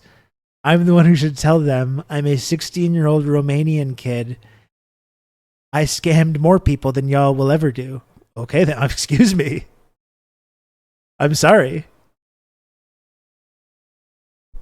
Don't scam me, bro. Maybe you should just scam yourself up some fresh Nikes. I don't know what to tell you. I just want to know if it's only You can card count on me or and cash good too. old Rob to talk you through all this. I don't understand, number one, why you're asking me this question. Number one, okay? Number two, I don't know how you would pay cash on a website.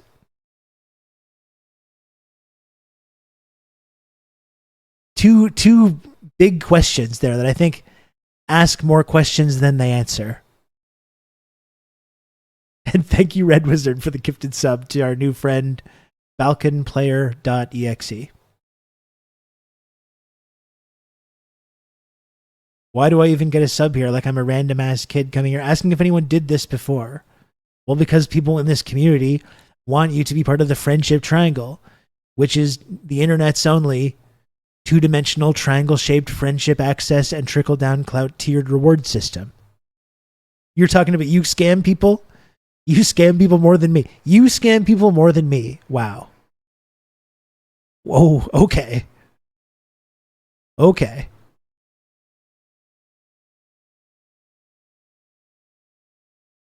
I don't know if you know who you're dealing with here.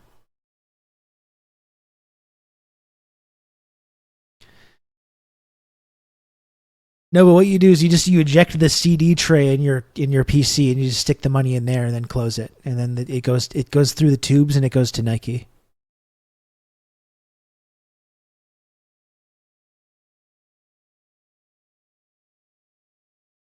I've been getting scammed by Rob for years and it's great. People love it. People love my scams. People love my scams, okay? Oh, is it a scam to have friendship with people? Is it a scam to be part of a community of like-minded individuals? Oh, if that's a scam, well then my apologies. I'm sorry. I'm sorry for scamming you.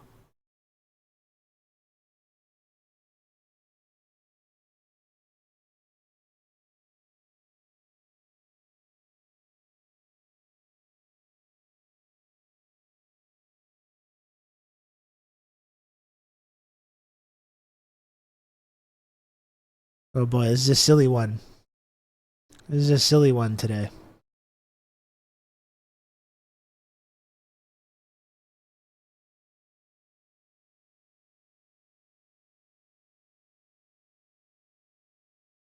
You know how many times I got backstabbed by friends, as many scams as I scammed? Well, they sound like fake friends to me, balkanplayer.exe, but here's one thing about this community, though, is you're not going to have any fake friends anymore. This is real.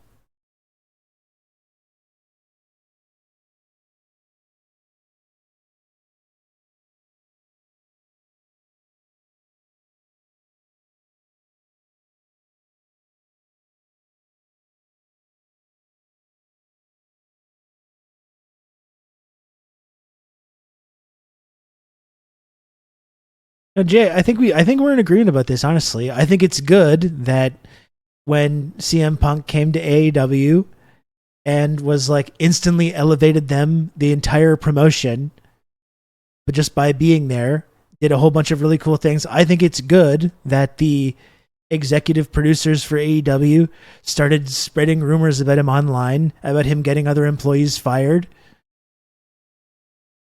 And then I think it's good that they eventually got rid of him. And AEW is doing great now. They got rid of their two biggest stars, CM Punk and Cody Rhodes, and they're just thriving as a result. They're just totally thriving. So I'm glad. I think it's good for them that they did that.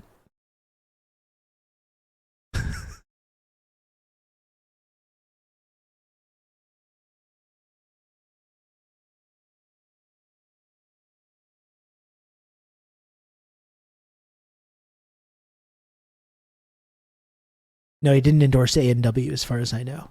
I did like the whole thing from, I didn't watch the event, but from the Drew McIntyre match with Damian Priest at the pay-per-view this weekend, and they did that whole thing with Punk and the referee, and the camera reveal was so great. It was so cinematic. I loved it. When it cuts to Punk's face, it was tremendous. I really liked that.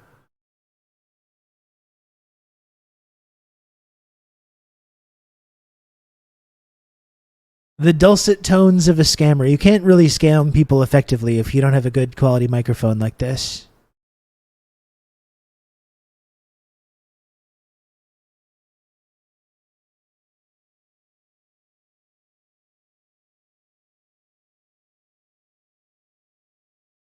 How much of your stream is kayfabe? I don't know. Sometimes I kayfabe myself and I work myself into a shoot. So it's hard to answer that question, because sometimes it starts out as kayfabe and then becomes a shoot. Brother, I work myself right into a shoot, like the whole thing with The Last Jedi just a few moments ago. That started off as a work, a little light conversation about Last Jedi, and I worked myself right into a shoot. You can count on me. You're going to have good old Rob to talk you through all this. Oh. Thank you. Thanks, Anon, for gifting a sub to Thirsty Housewife. You'll always be a babyface. Thank you. Maybe to you. I'm a heel to some. I'm a tweener, kind of. Some people view me as a heel. The people in this community correctly recognize that I have like the home advantage in this show. To others, I'm a big heel, though.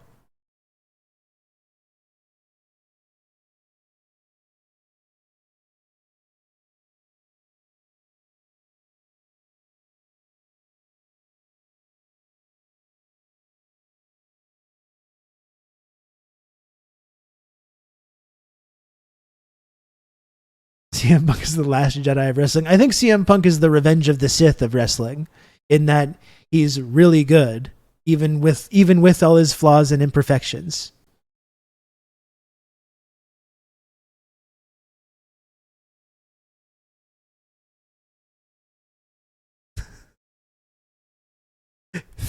Thank you, BalkanPlayer.exe. Thank you. I've been enjoying your contributions here.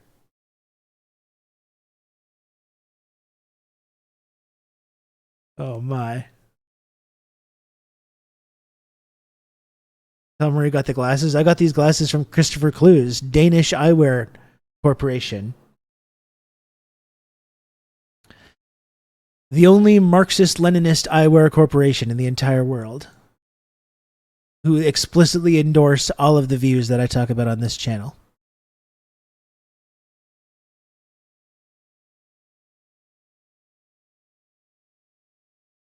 I feel like Punk's biggest flaw is his ring work. That's definitely something where I feel like he's lost a step, because I think Pork Tree, like, you know, when he was on that initial big run, when he first kind of became a big star, I think he was really a high quality, like, actual wrestler. And I think that's one area where he's just older and slower and more injury prone, and I think is not really as good anymore on that level, even if he's very entertaining.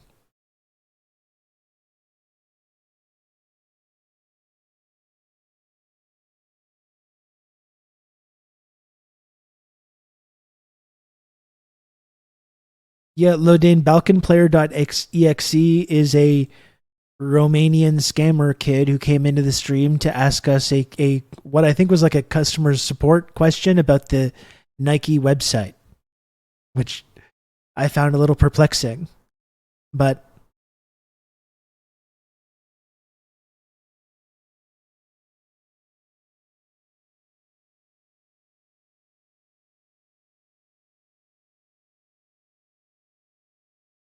Jay, you don't need to worry about CM Punk anymore. You don't need to worry. He's left AEW. He's not in AEW anymore.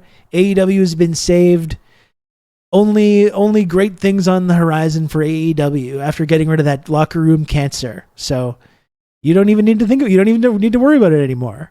AEW's in great shape.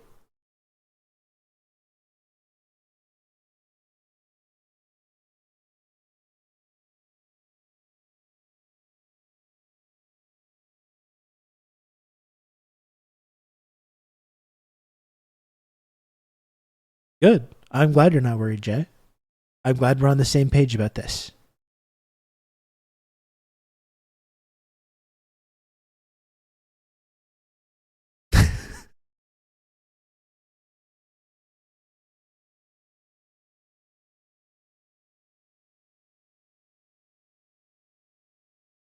I don't know what to do with any of that. I'll tell you that much, Bon Bon. I don't know what to do with all that.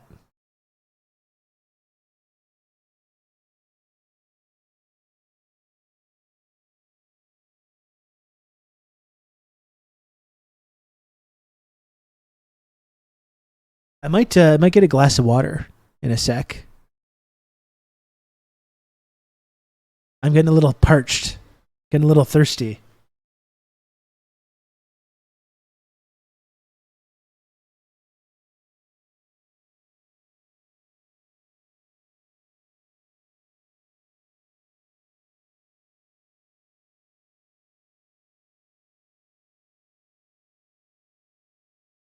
Hydration break? Okay, I'm taking a hydration break.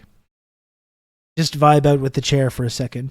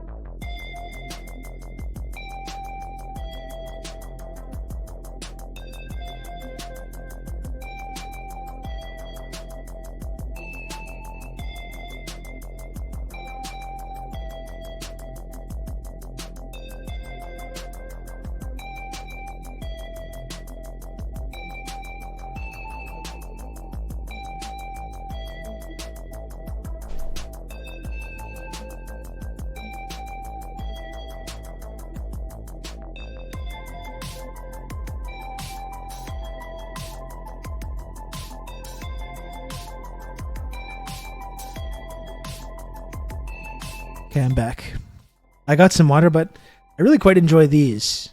These kind of fizzy flavored water soda things. These are the Compliments kind, which is like a random store brand. I always pick these up. They're like $1. Very refreshing.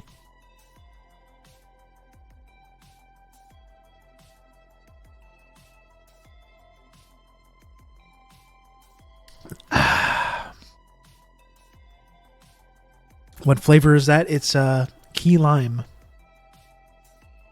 Key lime sweet fizzy water soda.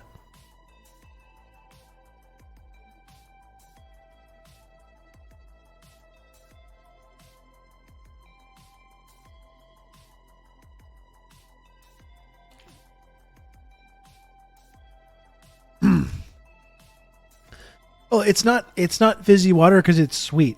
It's like soda. It's like fruity soda.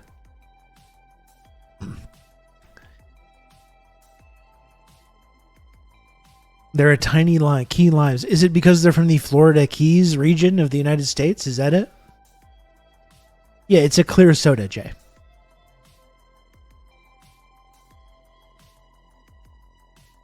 I love key lime pie. Key lime pie, oh my goodness. One of the very best pies that there is.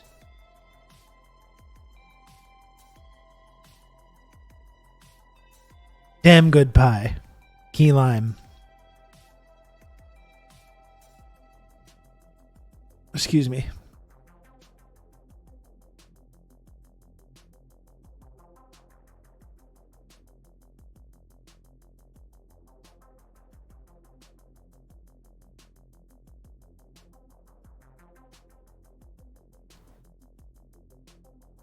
Oscar's got a mango Italian ice. That sounds nice.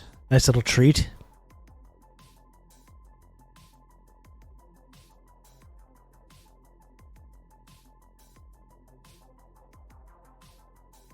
I cannot order a key lime pie. I will not. How come?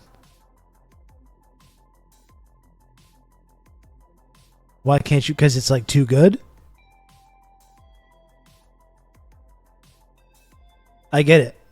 Like if I had a key lime pie in my home, like in my fridge, I would for sure not be able to just leave it there. You know?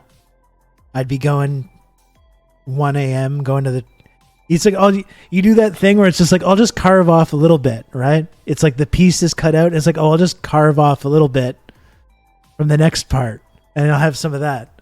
And I'll just, well, now I got to even it out, obviously.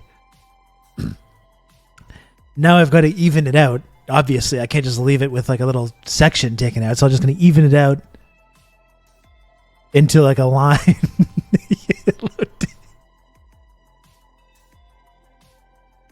I'm sorry, Lodane. I'm sorry.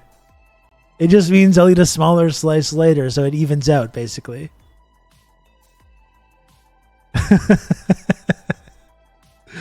I'm so guilty of that. Oh my god. The old ice cream tub trap. Absolutely. I made a cherry pie yesterday when I got home. That sounds nice. I really like pie, and that's something that I would like to be able to make more. But I shouldn't, you know, on the same subject. I don't need to be making and eating entire pies. Like, look at me, you know? I need to be eating less pie and not more pie.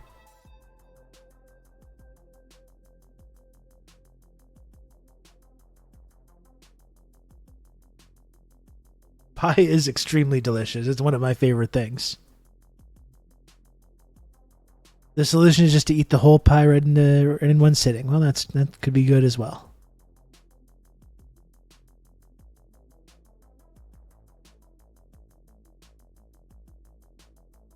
I know you can make savory pie, and like I'm in Quebec, Duke Vulture. Savory pies are a big part of Quebec culture. You know, meat pies. But when I'm talking about a pie, I'm talking about like, you know, strawberry rhubarb, key lime, blueberry, pecan.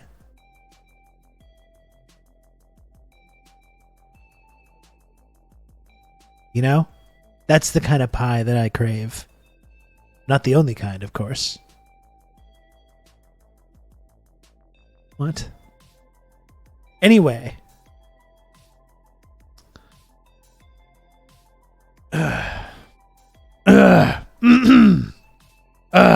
Excuse me.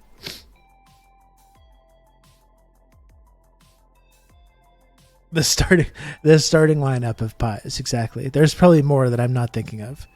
Strawberry rhubarb is nice. Rhubarb in general, rhubarb pie, that's nice. I don't really eat a lot of rhubarb otherwise. I really only do you eat rhubarb in like any other kind of context, or is it just go in pie?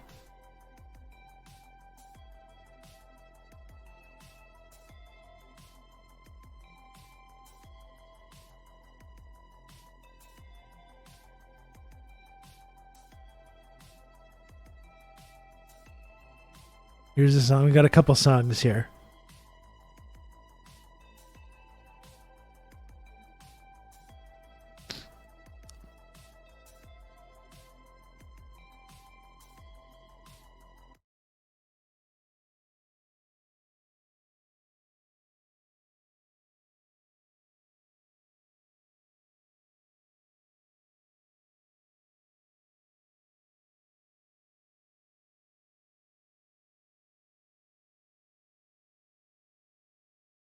As a kid, I crunched on backyard rhubarb, sure, dipped in a little bowl of sugar with each bite. Interesting.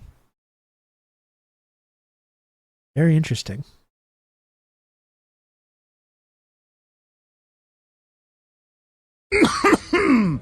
Now, first part of the year, we've got to be that bluebell pie. Come first day of spring, Mama bring out that blueberry pie. And that blueberry's been sitting in that jar since January. Ain't nothing like that first bite of blueberry pie of the year. Then summer come and that apple pie come out. July. July is the perfect month for some apple pie. Yes, that's right. Well, my mama cut them apples nice and thin. Each bite, to taste the caramelization and the sugar and the sweet crisp and that beautiful, beautiful crust. Then come August, and y'all get that cherry pie. And cherry's been sitting on the vine all summer. Yeah, we just gobble down that cherry pie. Cold fall come, and you have to get that pumpkin pie. I can taste that pumpkin pie now. Now, you gotta use a fresh pumpkin. You can't get them jars, that canned pumpkin. You gonna get the old pumpkin, carve her out, use that meat, you have a nice piece of pumpkin pie. I skipped over them key lime pie. Now, them coming in July, pecan pie. All kinds of pies. Of course, can't forget that raspberry pie and the chocolate mousse pie. Okay.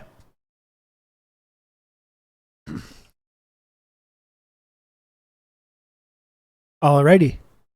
There we go. That was Tim Heidecker, yes. Oh, pie, though. It's good. Banana cream, that's a good pie. We got two banana cream. What are the odds? We got two banana cream recommendations right at the exact same moment. Tremendous pie. Tremendous.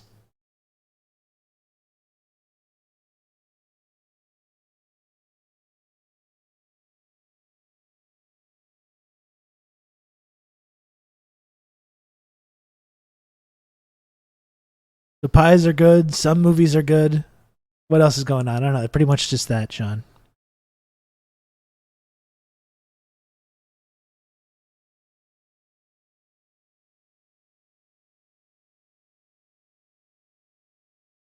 What about the dang news?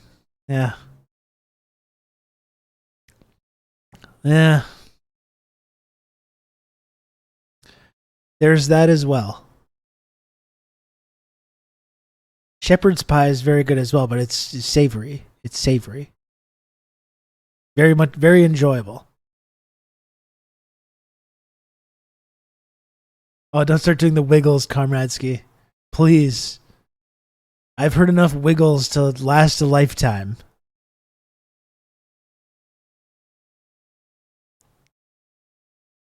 Shepherd's pie is not a pie. I guess it isn't. There's no crust. There's no crust. That pretty much just ends the whole argument right there, doesn't it?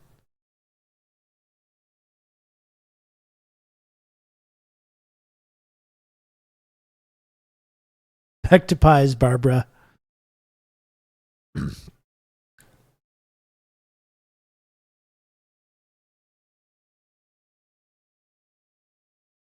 We're going back to pies.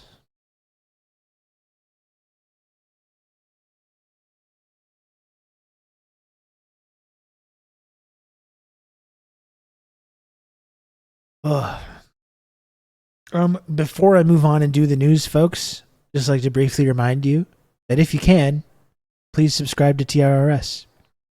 It's $5 a month. As you might know, I do this stream each and every day. And the way that I'm able to do that and spend 3-4 hours of my day doing the show each and every day is if I make this little number at the bottom of the screen go up. That's how it works. That's how it works, folks. It's the only way that I'm able to keep doing this show. Balkanplayer.exe. Maybe we'll see you again sometime. Good luck with all the scams. Scam some Westerners for me.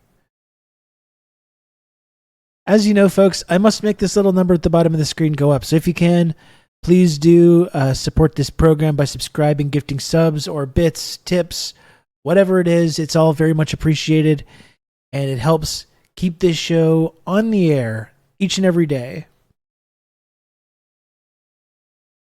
Please subscribe if you can. It's $5. If you do have Amazon Prime, as many people do, you can very easily convert that to a Twitch Prime sub, totally free, and you can subscribe that way. It's all very helpful.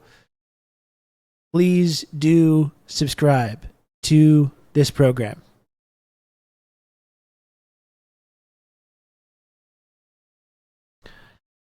Help me help you by making this little number at the screen, at the bottom of the screen, go up.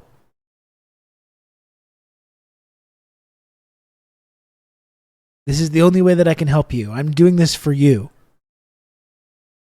This is not my little number. This is our number. This is our little number. And when this number goes up, we all benefit from that. Okay? And last week was a wonderful week. Last week was able to get to the sub goal every single day of last week, unless I'm misremembering what happened on Monday. I'm pretty sure though. But wouldn't it, you know what's better than 1 week where we get to the sub goal each and every day? You know what's better than 1 week? 1 week and also a day on top of that as well.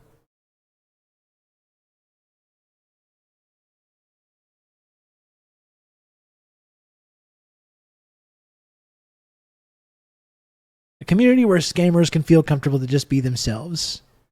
Exactly.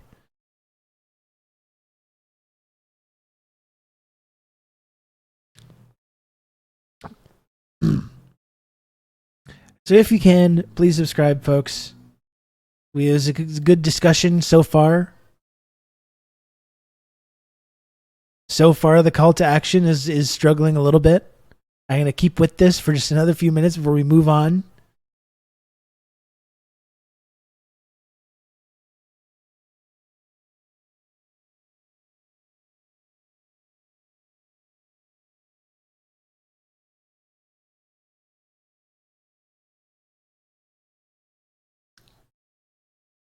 Remember, it's this little number.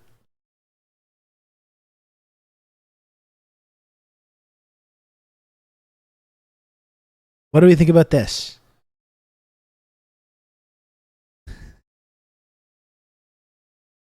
The chat is wilding out today.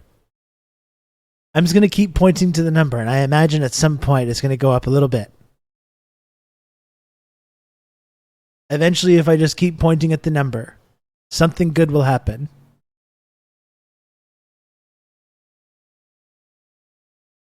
You know?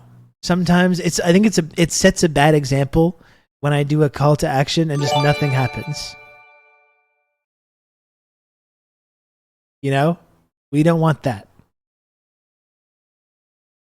Now look at that. Look at that. And the old alerts as well. Good.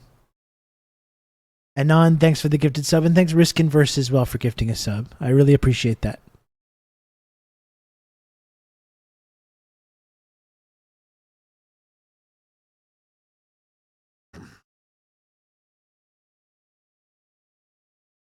It's funny, just seeing that video of Tim Heidecker with the pies just makes me think of Brick by Brick again. Now I'm thinking about Brick by Brick.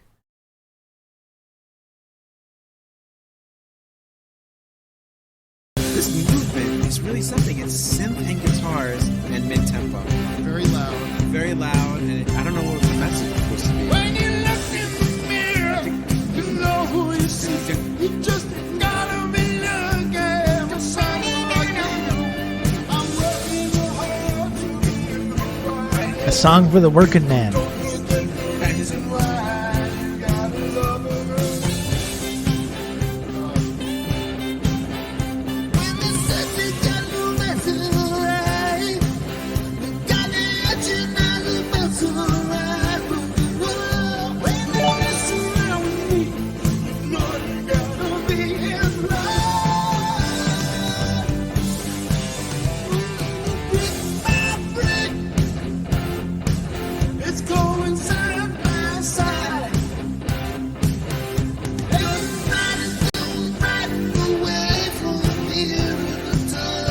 Ken Clam 69, thank you. Thank you for the gifted sub. We did the Dragon Discourse already.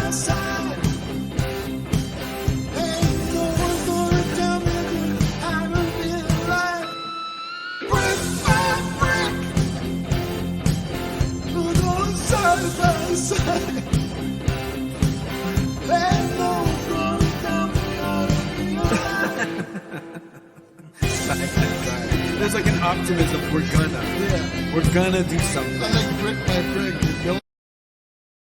Okay. Okay, I think we're ready to do this now. I think we're ready to move on. Pie by pie. In one sentence, did we like it? I thought it was decent. I liked it, Canned Clams.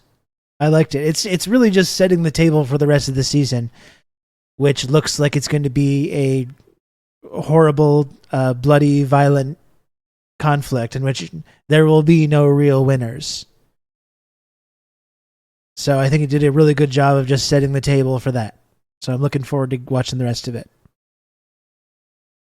Yeah, those are great risk inverse. Those are really great.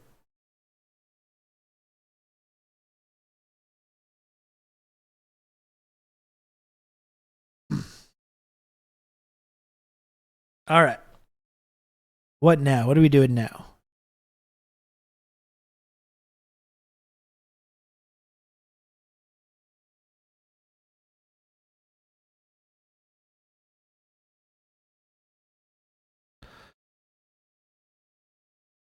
What are we doing now?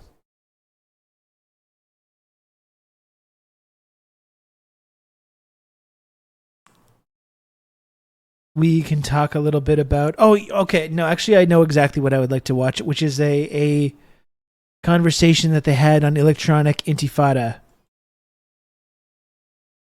a couple of days ago, which just seems really interesting, and I heard a lot of really good reviews of it, so I think we should check this out.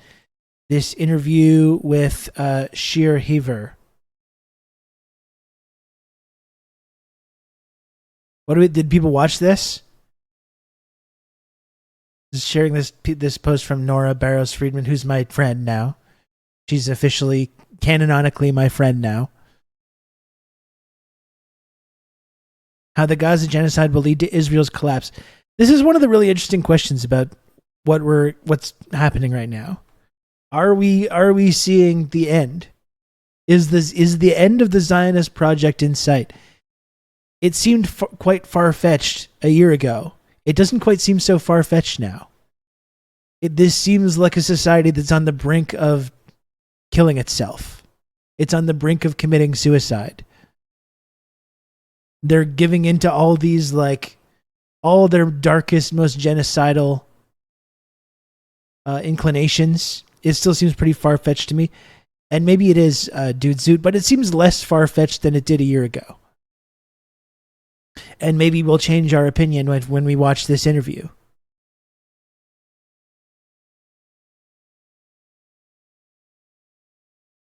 As the line goes in the classic film, The Last Jedi, it's time for Israel to end. Even though Mark Hamill's out there posting Israeli flags and stuff.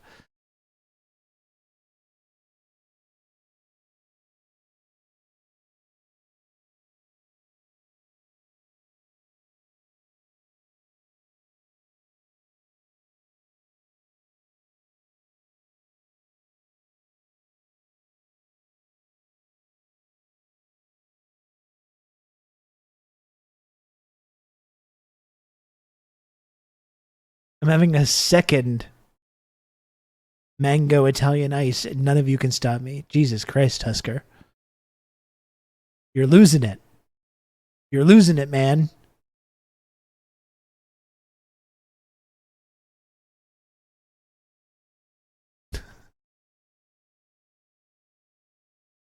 This is too far. You're out of control. You turn in your badge. And your backup mango Italian ice. He's got in the ankle holster, he's got a little Italian ice in there.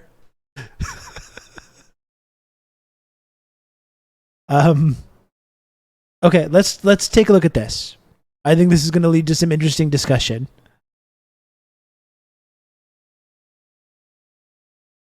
Squid backwards. It's an Italian ice. Your loose cannon.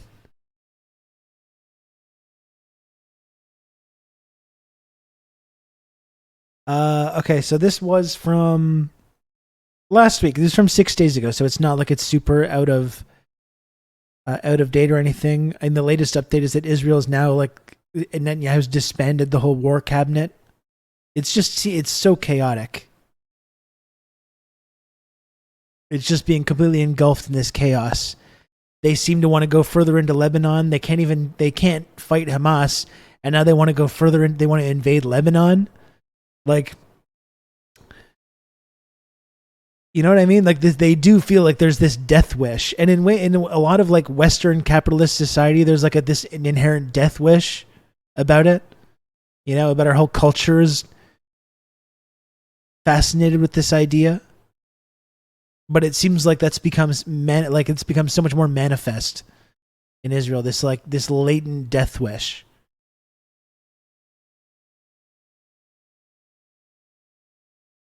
I don't know if it's a good sign that the cabinet is disbanded, given the anti-far right people already left in disgust. Well, that's the thing. It's like, it doesn't mean that it's necessarily good right now, but they might be still committed to walking this path of their own destruction.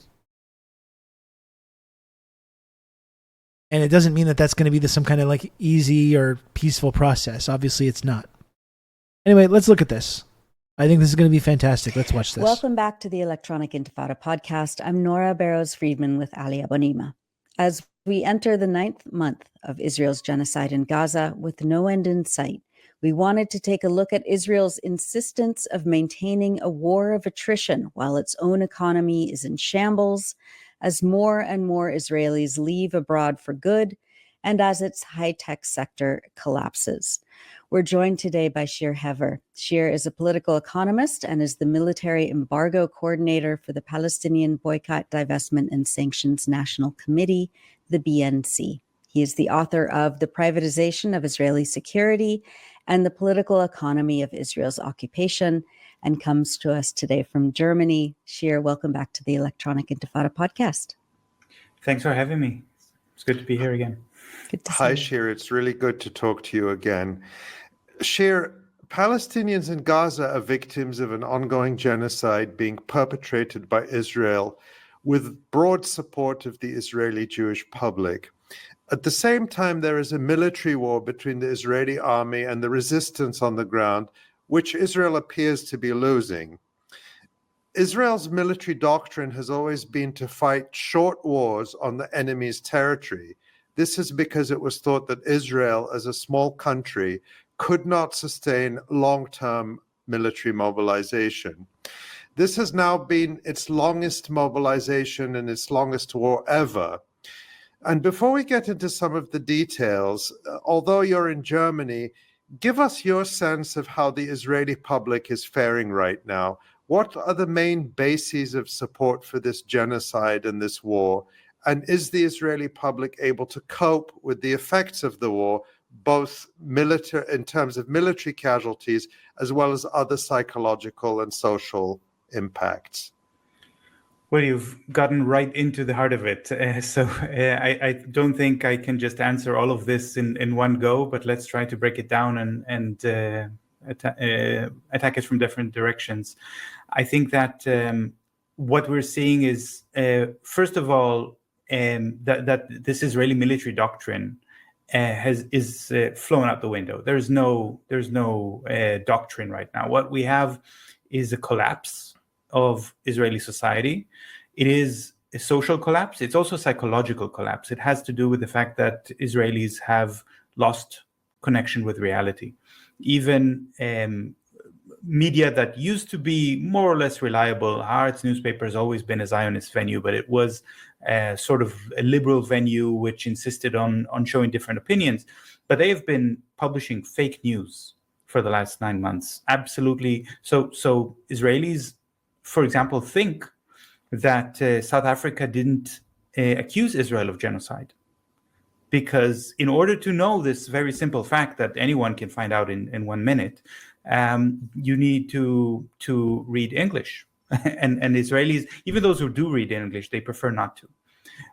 So I think you've started with talking about the military side of things. Obviously, Israel has a much stronger military, a lot of weapons, a lot of international support for its armed forces. But all that doesn't matter if it's the side which is fighting with its eyes closed. So that's the point, that they're killing indiscriminately. But more than this, this is not really a war which is driven by strategy with clear goals. This is a pure, unadulterated act of vengeance. And one thing that Israelis know, every Israeli knows, is that revenge has no chance of succeeding. And that is something, in the context of genocide, I cannot stress this enough, because Israelis, Jewish Israelis whose families came from Europe mostly, they certainly know a thing or two about genocide, and those stories run in the families, in my family. So, of course, regardless of what Jews think about Germans, about Nazis, they also know that if they had attempted to exact vengeance against Germans for the Holocaust, then there would have never been a state of Israel. There would never been, the Zionist movement would never have succeeded to achieve what it did achieve. So now Israelis are talking about Zionism in the past tense. This is something that has become mainstream in Israel. Even right-wing Israelis that support the genocide, but they don't support the genocide because they think it will achieve something. They support the genocide because they think the story is over, and now there's no point of planning for the future. Do you think that applies to people like Itamar Ben-Gvir and Bezalel Smotrich, who are going to conferences to talk about settlements in Gaza? They think it's over? No, it does not apply to them. They represent 15% of the Jewish population of Israel, which is the national Orthodox religious movement, which is highly messianic. They still believe in their heart of hearts that God will somehow save them at some point. So for them, it doesn't matter that Israel is losing the war, because this is only God testing them, and there will be some kind of change. And they're saying things like, we don't need weapons from the United States. We don't care if Biden stops the weapons, because we will win by the grace of God. But these 15%, it's less than 15%. The 15% are the national Orthodox Jews, but not all national Orthodox Jews are as fanatic and messianic as Ben-Gvir and Smotrich. And in fact, there are also among this group of people those who say, well, there is a limit to irrational belief in divine intervention. And there is still maybe some tiny hope of saving the state of Israel by taking some kind of rational action. But those voices are ignored. But the other 85% of Jews in Israel who listen to Smotrich and Ben-Gvir and they listen to what they're saying, they say, well, if this is what the government is saying, remember, I don't know if all of our viewers and listeners are aware that Ben-Gvir is the Israeli Minister of National Security and Bezalel Smotrich is the Minister of Finance. So they are in very key positions in the government. And without them, the government does not have a majority. So they have a lot of power. And if these people are in power, and if they are willing to sacrifice everything and just wait for divine intervention, we better pack our bags. We better get out of here. And that's what we're actually seeing. Can you talk a little bit more about that? The phrase Zionism is being talked about in the past tense really jumped out at me. Can you talk about what it looks like now, like as the political ideology? What do you mean by Zionism in the past tense? Well, I hope we're also going to talk more about economic things today, not so much just the ideological stuff, although that's interesting too, but maybe not the best contribution that I can make to this conversation. But I do think that there is a generational thing, because Zionism means different things to different people, and especially when we're talking about the generation of my parents, let's say the generation that remembers the war of 1973, which started on October 6th, 1973, 50 years in one day before the October 7 attack, which was a trauma for the Israeli society.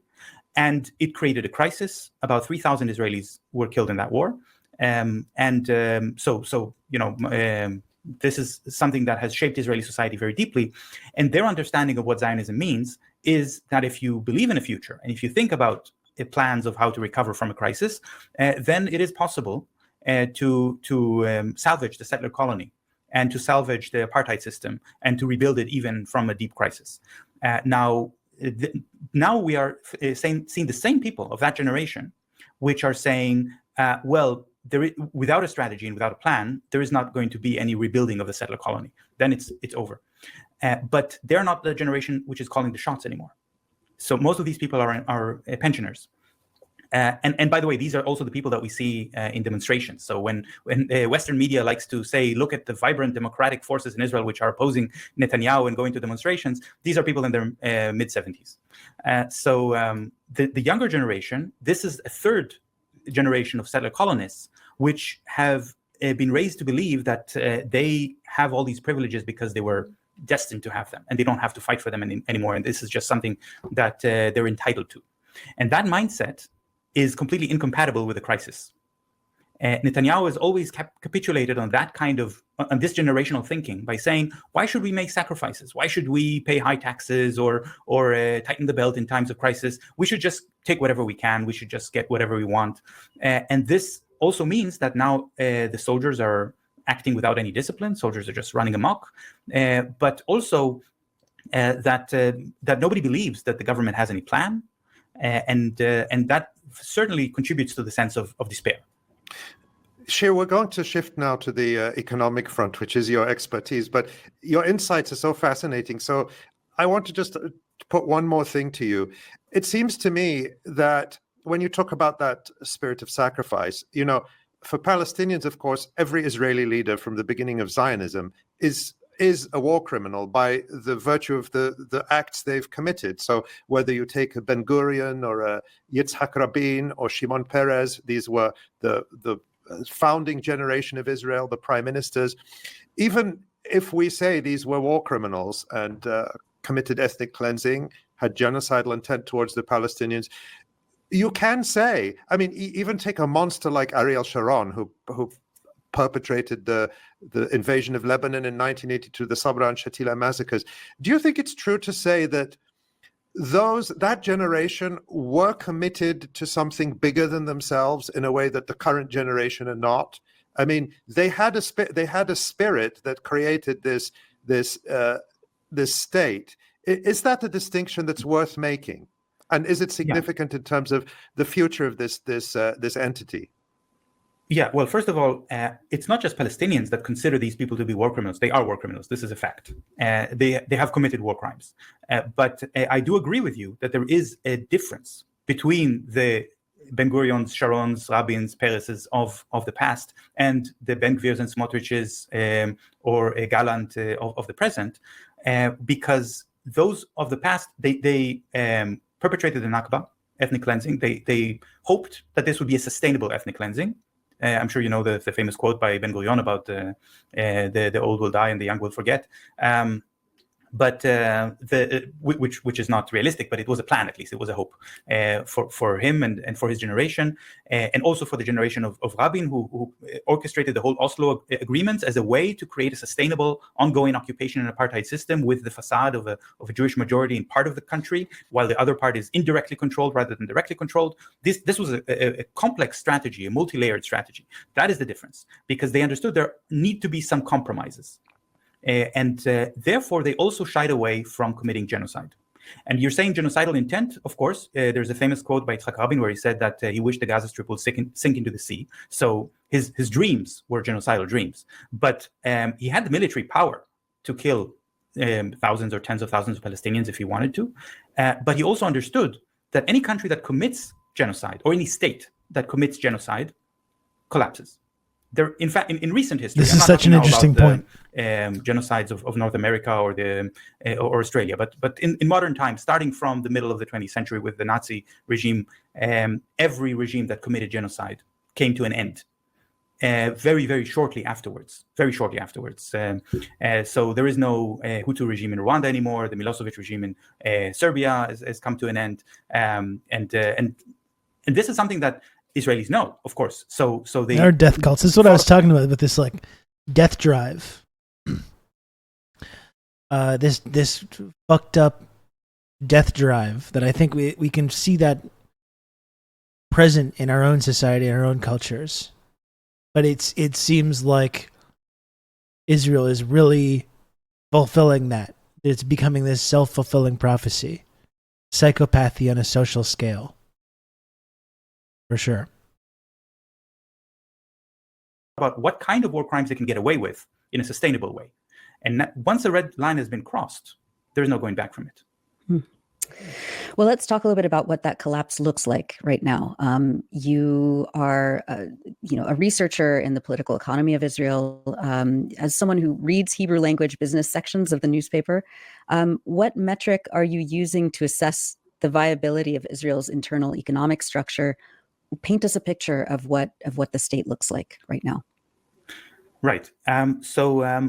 I think when we're shifting gear right now in the conversation, maybe it's worthwhile to acknowledge that this conversation about the collapse of the Israeli economy, when we're talking about an economic structure which is an exploitative and unequal structure of apartheid, when this is falling apart, this is a good thing, of course, and we're celebrating that. But it's very difficult to celebrate in time of genocide. Yeah. So let me just take you a little bit back to when we started to talk about this, because it didn't start in October. It started in January 23. About a year and a half ago, with the new Israeli government coming into power, this far-right messianic government without a plan.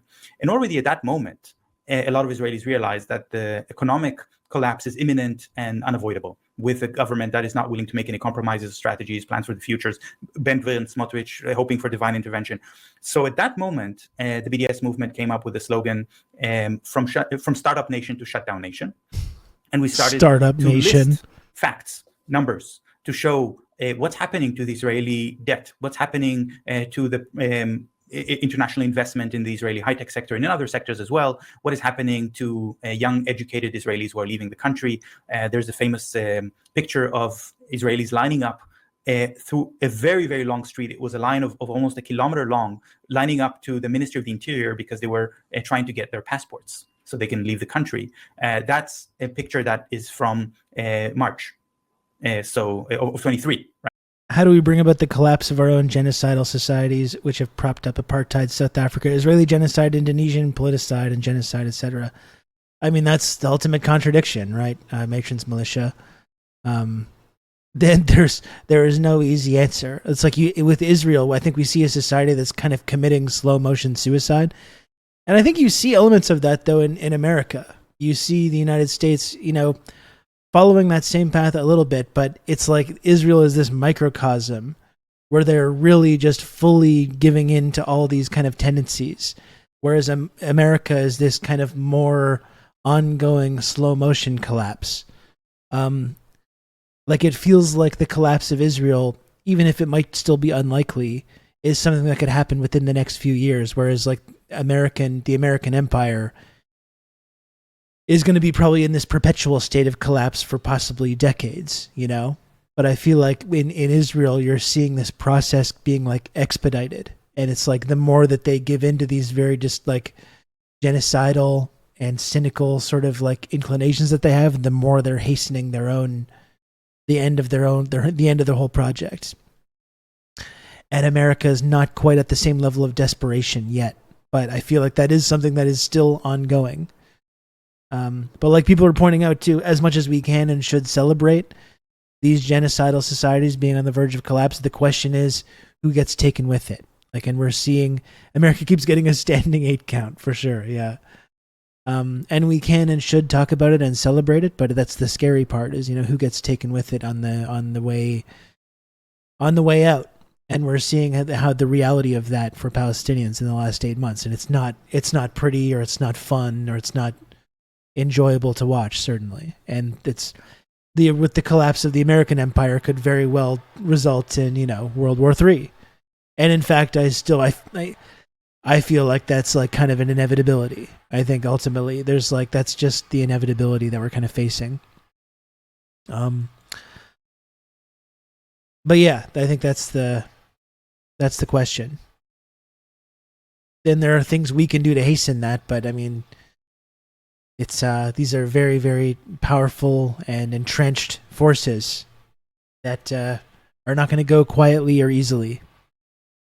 Like I've said a couple times, that's what all the cop cities are for. Right. So before the war, and there were already senior Israeli economists predicting a serious collapse. Some Israeli trust funds and high-tech startups, those kind of companies, were already making plans of leaving. The judicial overhaul that was already promoted by the government was basically making Israel incompatible with the global capitalist market. If you don't have strong courts that you can trust to speak up against the government, then you can never sue the government in whatever country you work in when it treats you unfairly. So we all know that the Israeli government thinks that they can force international corporations to invest in the illegal settlements, for example, and to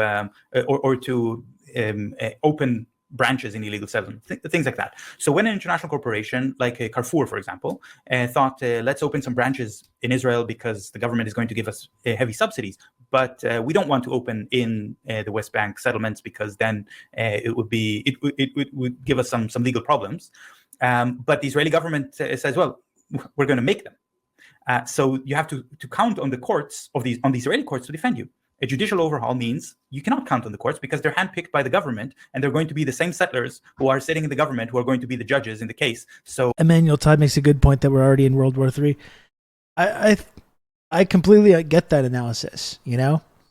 Like we're all waiting for the other shoe to drop, and like it's already happening. This process is underway, and there's not a whole lot that we can really do to stop it. You see the next G7 is in Georgia? Oh, that's interesting, Old Dutch. That's very interesting. That's probably going to be a calamity.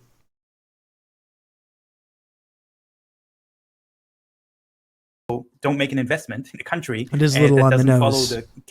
the capitalist rules that the rest of the world is following.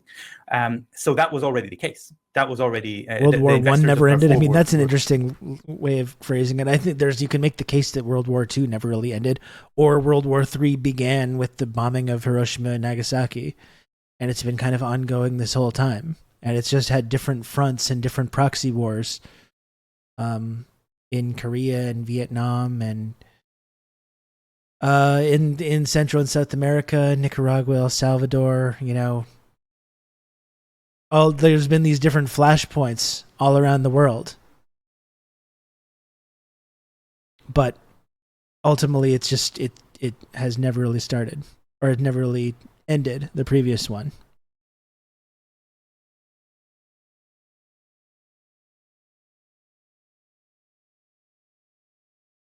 regretting deeply their mistake in opening branches in Israel, and started to suffer from widespread boycott in Europe for their miscalculation, and they were not smart enough to leave right away. So that's something that was already happening. And then something amazing happened, which I did not believe my eyes, when I saw the demonstrators in Tel Aviv against the Israeli government, against the judicial overhaul, saying basically the same thing about the judicial overhaul is an economic damage to Israel, of trying to preserve the apartheid system. And they held up a sign that was so big you had to take photos of it with a drone from above because it was too big to see on the ground. And the sign said, "From startup nation to shutdown nation." They just took the slogan from BDS and printed it on their sign and walked down the streets of Tel Aviv with it. That was a very interesting moment, I think, because it showed that Israeli society is starting to, maybe not intentionally, but on some level, see that this is an unsustainable situation. So now I think when we're talking about, you mentioned that the Israeli media, the Hebrew press that I'm reading every day, and I can't even read everything. I have many friends who also speak Hebrew and are sending me these articles because they're also trying to draw hope from the collapse of the Israeli economy. They believe, as I do, that once the economy doesn't function anymore, the army cannot function anymore, and the genocide will have to stop. So well, Shir, talk about that. I mean, yeah. I'm going to ask you about it from two perspectives. The perspective of an ordinary Israeli, whatever an ordinary Israeli is, living in Tel Aviv, let's say, which, I mean, let's face it, the vast majority of the Israeli Jewish population is concentrated in and around Tel Aviv. So in Tel Aviv or one of the suburbs. I want to ask you, what would they perceive in their day-to-day life in terms of economic collapse? And on the other side of this, I want to ask you for some of those big headlines in terms of, for example, when we were preparing for this discussion, you told us about the large amount of investment shifting abroad that those kinds of big indicators. Give us a sense of what this looks like on that very micro level and on a macro level. Right. I think the micro level is more important. The macro level, there are these amazing headlines, like the one that I mentioned to you before, which is that 500 billion shekels, new Israeli shekels, in local investments of Israelis, so people saving for their pension, they shifted them from investing domestically to investing abroad. So now the majority of Israeli investment funds and the majority of the funds that they have are invested abroad. So Israelis don't believe in their own economy. So this is a big headline. And there are so many of them. And if I just go over the numbers and talk about the credit rating reduction and talk about the collapse, about more than 90% in foreign investment in Israel's high-tech sector, and the vast amount of companies that are going bankrupt, these numbers are impressive, but still they're not the big story. Because the big story in the end is what people believe. Their economic crisis is something that happens to a lot of countries. We've seen Greece in 2007 going through a serious economic crisis. We've seen Argentina in 2000. These kinds of crises, which are really very difficult and affect people very deeply. But the difference is that in Greece or in Argentina, nobody said, okay, well, this country or this state will not exist anymore. We should think about a different state now, or the economy is going to just be over. Well, maybe there's going to be a new currency. Maybe there's going to be a new policy. Maybe there's going to be a tough period of time and then some recovery. But when we're talking about what individuals are thinking, if they don't believe in a future, if they see this as the end, then the capitalist logic is such that there is no future. People do not invest if they think there is no future. Instead, they take out their money and leave. And this is a self-fulfilling prophecy. So you asked me about ordinary Israelis, let's put it this way. And this was information that was actually difficult for me to get, because some of my friends were so affected by the events that it seemed like they lost their sanity. And I was also questioning my own sanity at some point. Like, if they really believe that this is what's happening, and they think that the children that are being murdered in Gaza are somehow to blame for their own deaths, and they're able to somehow explain this to themselves, then how can I even speak to these people anymore? And I am very privileged that in my family members, or at least the close family members that I'm in contact with, think like I do. So that they're no indication of what ordinary Israelis think. But I can say that after my partner, her family is, let's say, more mainstream in their thinking. And she was arrested in Berlin because she was carrying a sign that said, another Jew for free Palestine. Germany is not a very hospitable place for protests for Palestine these days. But the picture of her holding the sign became viral, and her parents saw it. Locking up Jews really difficult because of your because you care so much about anti-Semitism. I was able to speak to them and ask them these questions that you're now asking me. How is this affecting them? How do they think? And I was really shocked by their answers. Not because they were not like Ben-Gvir and Smotrich. They were not gung ho about the genocide. They were, on some level, even acknowledging the genocide. They said, well, the whole world hates us, and maybe we deserve it. This was a statement that I did not expect to hear from Zionists, where they say we deserve it. And so they're also not thinking about a viable future. And I asked them, how is this affecting them in their daily lives? So, of course, everything is very expensive. Prices are out of control. And this is also just simply because the economy is not functioning. There's a lot of hidden unemployment, because there are a lot of people who lost their jobs, but that sounds they're familiar not as well. registering to receive unemployment benefits because they're in the military. They're doing reserve duty. So they said, it's impossible to get a doctor's appointment. You have to wait for months, more than twice as long for just whatever doctor's appointment you may need. And I asked them, is this because all the doctors are in the military doing reserve duty? And they said, well, this was in the beginning, in the first months. A lot the of economy is doctors were strong under for Joe. Reserve duty. Now that's not the Don't believe your lion eyes and ears. case. Now they just left the country. Everything's going great. So they see it around them. In May, there's always the Israeli Independence Day that coincides with Nakba Day. And the Israelis usually display nationalism in the most disgusting way possible that you can imagine, and cover the whole country with the Israeli flags to show their dominance, assert their dominance of the land that they conquered and the people that they conquered. This year, they didn't put up any flags, or almost no flags. So they don't feel victorious. They don't feel like this is something that can be recovered from.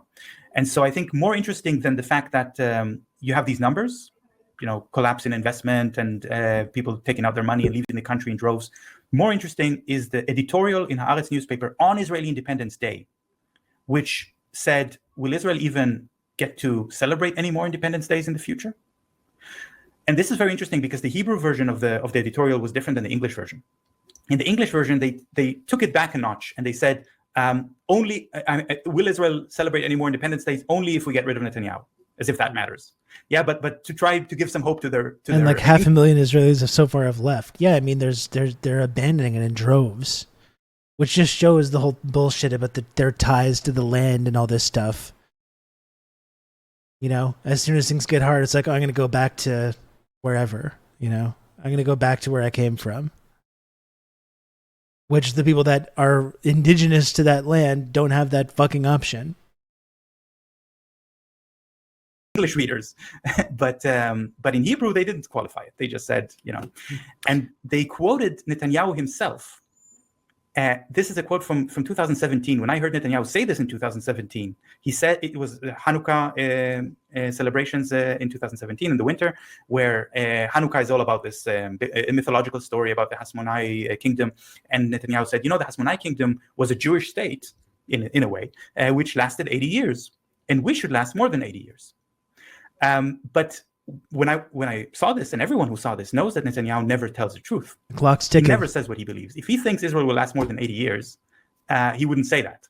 So if he says it will, it means he thinks 80 years is the maximum. So now it's 76. So let me, again, these insights are so fascinating. And there's just a couple of things listening to the question it raises. Now, one, you talked at a certain point about even before October 7th, but, in the context of the protests against the judicial reform and so on, that there was already a loss of confidence, both international and internal. Internationally, we saw a lot of, so-called friends of Israel worrying about its liberal democratic status. And so that's why they were opposing the judicial reform. But internally, you talk about Israelis lining up to get passports. And of course, many Israelis are entitled to second passports because they came from other countries, although a large number aren't, or it's not practical because they came from countries where they maybe can't go back or wouldn't want to go back. But certainly there's a large number with, roots in Europe, in North America and so on, where they either already have second passports or they can apply for them. You can see that, in many countries around the world, people might like to have a second passport as an insurance policy, let's say. That doesn't mean you're going to take it. It doesn't mean you're going to actually leave the country. But perhaps there comes a point, a tipping point, where people do actually start leaving. So my question is, and you gave the example of the doctors, in a sense that's anecdotal. I mean, that doesn't mean it's not true, but how can we get a sense of the bigger picture? Because when I looked the last time I checked was maybe a few weeks ago, I couldn't, every year Israel publishes population statistics. It publishes numbers for what it calls Aliyah, which is the arrival of new Jewish colonists from around the world.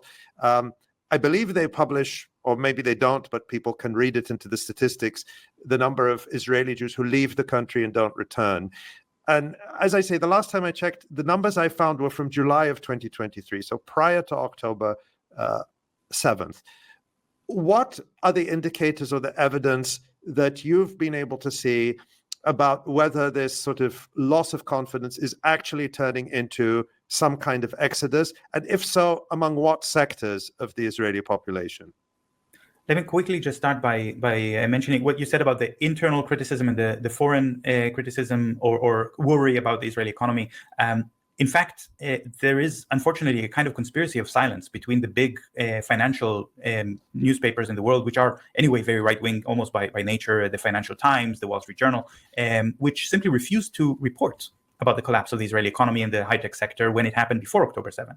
And in doing that, they actually reneged on their duty to their own readers who buy these newspapers because they're thinking about how to invest wisely. And they would have not known what a dangerous investment it is. And not that I care very much about billionaires who make bad investments and lose their money. That's fine. But of course, it's not just billionaires. It's also the pension funds of ordinary people, which bad investments is affecting them. Yeah, but just a side comment there. Getting back to your point about the exodus, the Israelis leaving, there has always been a problem because to measure the statistics. If Israelis are, I'm in Germany right now. Germany reported a peak number of Israelis asking to start the process of naturalization, of getting a German passport in Germany in the past year, compared to like by a factor of 10 more than in any other year. But that doesn't mean that they would be registered by the Israeli statistics as having left. Because if somebody just goes out through the airport, that doesn't mean that they're coming back. You can, of course, try to measure how many people are leaving and coming in at any given moment to see what's the movement of people. And there was actually an article that was published in November, so after October 7, by Haaretz, in the tourism sector of the newspaper, so not a very political part of the newspaper, where they were just saying, by the way, we did a calculation of how many people have exited through the airport, how many have come in, and the net loss is 250,000 people. And the net loss is 250,000 people. So while the headlines were saying Jews from all over the world are gathering in Israel to fight against the common enemy and to support the Jewish state, those numbers were completely bogus, and the actual facts were exactly the opposite. But once this article was published, and of course people who noticed it started quoting from it, they stopped publishing this information. They kept it quiet, and they're still keeping it quiet. And I've heard a talk by John Mersheimer recently, Professor John Mersheimer from the US, who said that by now the number is 500,000 Israelis who left, so double. But That's crazy. I'm not able to confirm that. It's not easy to get good estimates. Of course, if you go to Cyprus, for example, Cyprus is very close to Israel, so it's where I'm at, I've seen many Israeli motherfuckers moving here or moving back. I mean, that's a whole other aspect of the whole collapse of Israel that we're going to need to reckon with the fact that like there's going to be this influx of like fucking genocidal weirdos coming back. People that have like literally, to say nothing of the Canadians and Americans that have just gone to fought for the IDF because they want to go blow up Palestinian kids. Then they come back. Where we're going to have this, if you have this failed genocidal settler project collapsing, we're going to have an influx of these like murderers, these genocidal murderers coming back into our society. And like what is that going to mean? Yet combined with all the non-vetted Ukrainian nationalists, like that's a pretty toxic mix. Returning IDF soldiers should be treated like ISIS returning fighters. Like, yes, actually. Yeah. Conservatively, like 25% of America, Canada is the same. I don't think it'll change much. Well, you're certainly not wrong. And I think that is a conservative estimate. It's probably significantly higher ideologically. But I think it is different though when you're people that have actually like taken that really genocidal settler logic or ideology and put it into practice. I do think there's a distinction. You have a lot of latent fascists in Canada, the United States. No argument there. Completely agree. Who have a lot of awful opinions. But these are people that have actually taken that ideology and put it into practice and like have actually like committed genocide. Not just like participated in it by living in a society, but actually actively picked up guns and rifles and drones and planes, whatever, bombs, and actively participated in it, which I think changes that dynamic a little bit. Quite cheap and practical for whole families to move there. There is a town where you hear more Hebrew than Greek because so many people have moved there. And I actually met some Israelis in Athens and in other places in Europe, who initially went to Cyprus, and they felt not safe in this community of escaping Israelis, because those escaping Israelis who escaped mainly for economic reasons and for fear were not willing to criticize the genocide and were threatening the more, let's say, moral and human Israelis that were also coming with them. So they sought to further go away from those communities and seek safety somewhere. So this is something that that is certainly felt outside of Israel, but in Israel, they don't want to talk about it. I didn't check. They just had their so-called Independence Day in May, and I don't remember seeing. Traditionally, every year just before Independence Day, the Israeli National Statistics Organization publishes sort of a press release on the population statistics. Did they not publish? Central Bureau of Statistics, they publish the number of citizens and they publish the number of residents. Yeah. If you see a gap between these two, that's a bad sign, because after 5 years, citizens lose their residency. Israeli citizens who live abroad lose their residency, but only after 5 years. So if we're talking about people who left in the last couple of months, I'll be right back, folks. last year, they wouldn't have lost their residency. They would be. When you say lost their residency, that doesn't mean they lose their right to live in Israel. It means they lose their status in the statistics as a resident. They would then be counted as something else. It has some significance in terms of their social benefits, national insurance, I see. that sort of thing. Yeah, but they have their citizenship, so they can return at any time. I see. I understand. Just to be clear about that. And then I know Nora. Why don't you go ahead, Nora? I have many questions for you, Shir, but we also have some topics that we want to go through. So. Yeah, I wanted to ask about the civilian infrastructure and what that looks like right now with, tens of thousands of reservists being pulled from the labor force. We're talking school teachers and engineers and plumbers and, being put into tanks, as well as the revocation of work permits of Palestinians from the occupied West Bank to work across the Green Line. What does the kind of day-to-day infrastructure and political economy look like right now? What are the key flashpoints you're looking at in terms of trying to understand this collapsing economy? Right. Well, the loss of these soldiers to the workforce is not. I mean, it is significant. It is significant. But I think the way that it's discussed in Israeli discourse, it's not so much the loss of the workforce, but more about families trying to deal with the fact that one of the family members, usually the man, is absent for so long that they don't see their children anymore. And the government has also made it ordered that the soldiers will not have contact with their families back home. This is very unusual, especially for such a long war. I mean, my dad, who fought in the War of '73, told me that, of course, every evening they would line up by the payphone, a landline, so they can call their parents and tell them they're still alive. But the soldiers are ordered not to have contact with civilians. And at first I thought this is because they don't want sensitive military information to leak outside of Gaza, or, for example, evidence of the genocide to leak outside of Gaza. But later it turned out that what they really don't want is the soldiers to hear what's happening back home, because when they do, they lose the will to fight and they lose the sense of purpose. And that causes trauma, PTSD, and things like that. But this is not the bigger story here. You're talking about the infrastructure. Israeli economists keep mentioning the fact that Israel became smaller, in the sense that so many people have left their homes. Some of the homes were destroyed. Some are just not safe, either in the area around the Gaza Strip or in the north, close to Lebanon.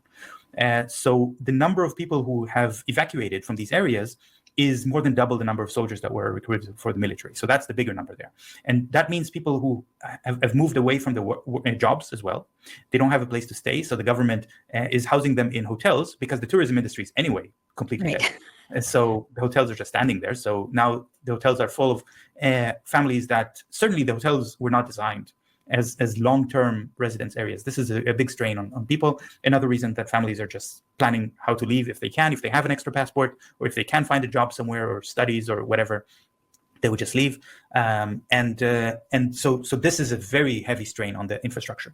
Israel has been planning to renovate its power grid, because it has a very outdated and very polluting and inefficient power grid based on coal, burning coal. And so they had a plan about how to upgrade all of the power plants to run on natural gas, because Israel is mining natural gas now from the Mediterranean, including siphoning natural gas that belongs to Gaza. This is supposed to be cleaner and more efficient and so on.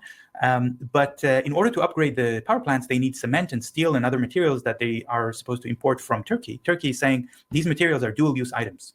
And in times of genocide, we cannot allow these items to be exported to Israel. So the whole plan of upgrading the Israeli power grid has been put on hold. And yesterday, Colombia, actually, I'm not sure if we're going to if you're going to broadcast this as we speak. So I'll say the date on June 6th. Colombia has announced that it will stop selling coal to Israel. And Colombia is the biggest exporter of coal to Israel. So We're talking about infrastructure. If there's not going to be electricity, that threatens to take Israel back to the Stone Age, basically. I remember reading that during the apartheid period in South Africa was one of the biggest exporters of coal to Israel. I assume that today South Africa would not be willing to replace the coal from Colombia. Actually, South Africa is still exporting coal to Israel, even now, even as we speak, not as much as Colombia. And there is a movement in South Africa as well, which is calling on the South African government to stop the coal exports for exactly the same reason. That's something that we need to follow up on. I wasn't aware of that. But Shir, that's interesting. Also, of course, the raw materials are vital, and Turkey announced a broad ban on exports to Israel quite belatedly, I have to say, and only after a lot of criticism that it had been taken.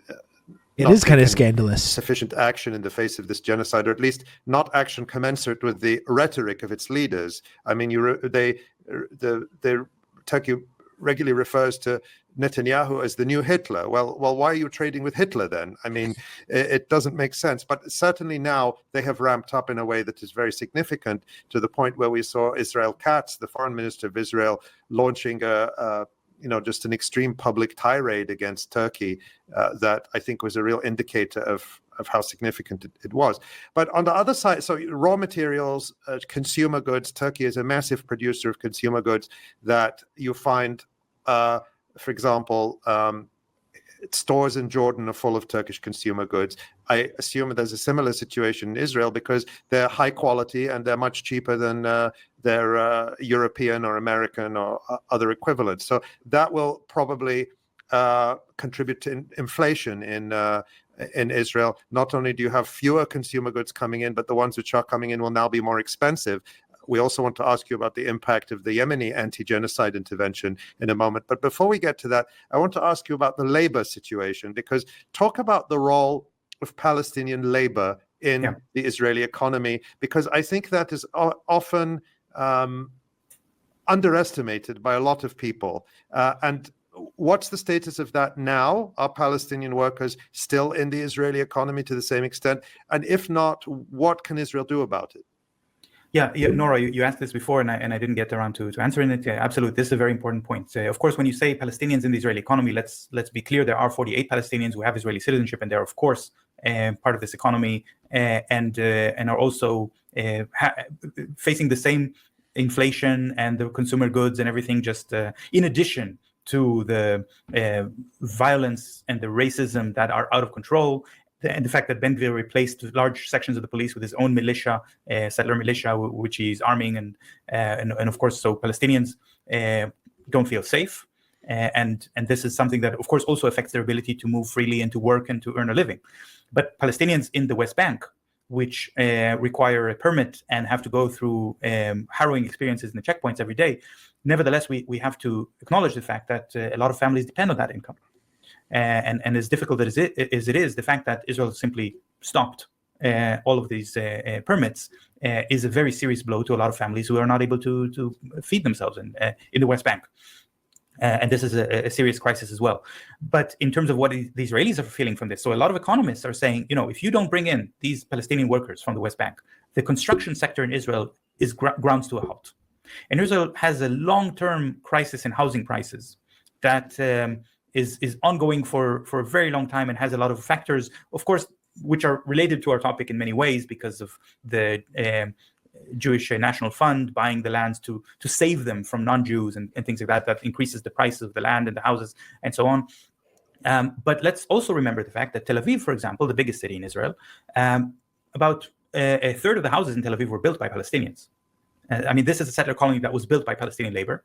And if no houses are built now, and also there was some attempt by the government to bring in labor immigrants or labor guest workers from countries such as Malawi or India to take the place of the Palestinian workers and to build to work in the construction sector. But who wants to go and work in a burning country where there's a war going on and racist violence raging in the street and people are lynched? I mean, this is. There's this kind of colonial assumption by the Israelis that people from the global south will do anything for money and their lives are worth little to them. So why not risk themselves to work for under the minimum wage and build our houses? Well, it's not working. And so these economists are saying, okay, so the housing crisis is going to escalate even more. And the fact that hundreds of thousands of families, families, hundreds of thousands of individuals from the area around Gaza and from the northern part of Israel have lost their homes and are now living in hotels, and they need houses or apartments as well. This is a very long-term crisis, which is going to the full brunt of this crisis will only be felt in the future. But as I said in the beginning, Israelis don't think about the future. They don't think there is a future. So they spare very little thought to a very healthy society. Palestinian workers from the West Bank has such a deep impact on their economy. Everything's going great. Just a couple questions left. Let's talk about the humanitarian intervention by Ansar Allah in Yemen. Enacting a blockade against ships bound for Israel, and it's left. I mean, Eilat port has been a ghost town for months now because of it. Can you talk about the impact that the Red Sea blockade has had on the Israeli economy? Yeah. Well, first of all, it's not just Eilat, because the ships can also go through the Suez Canal, and much more important are the ports in Ashdod and Haifa than Eilat.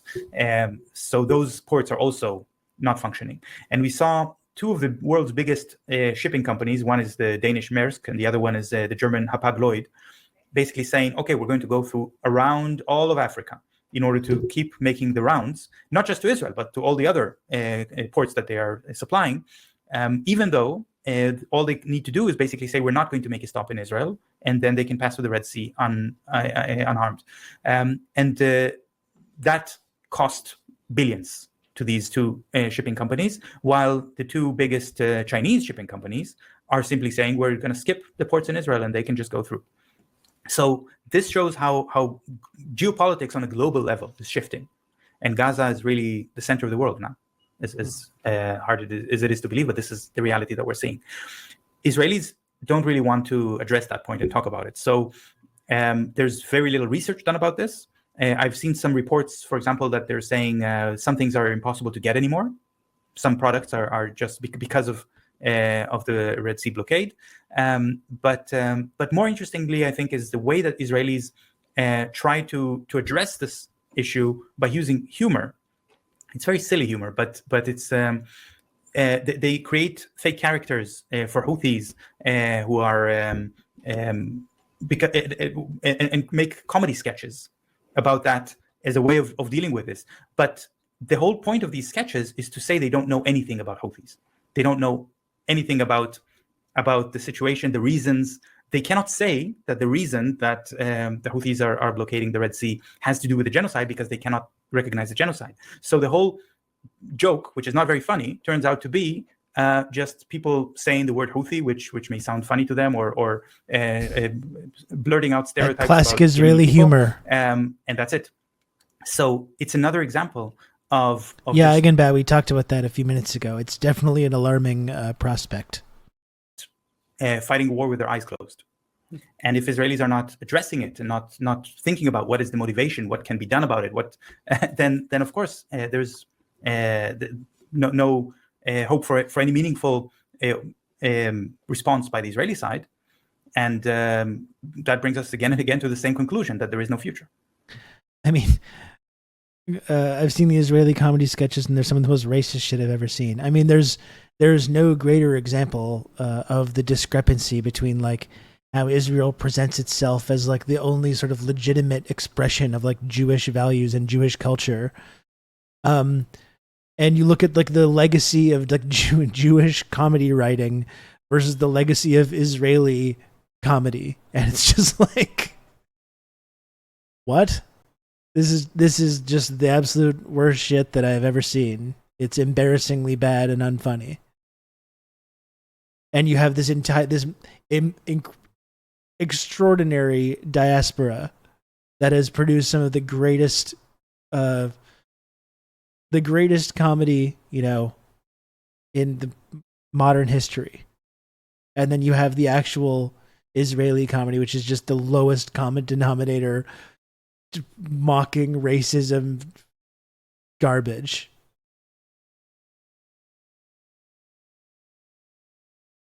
SNL but racist doesn't sound like a comedy romp. I mean, I remember, what is that guy, Brett Gelman, one of these like B-list actors that like made a big deal about like supporting Israel. I haven't heard much from that guy lately, interestingly enough.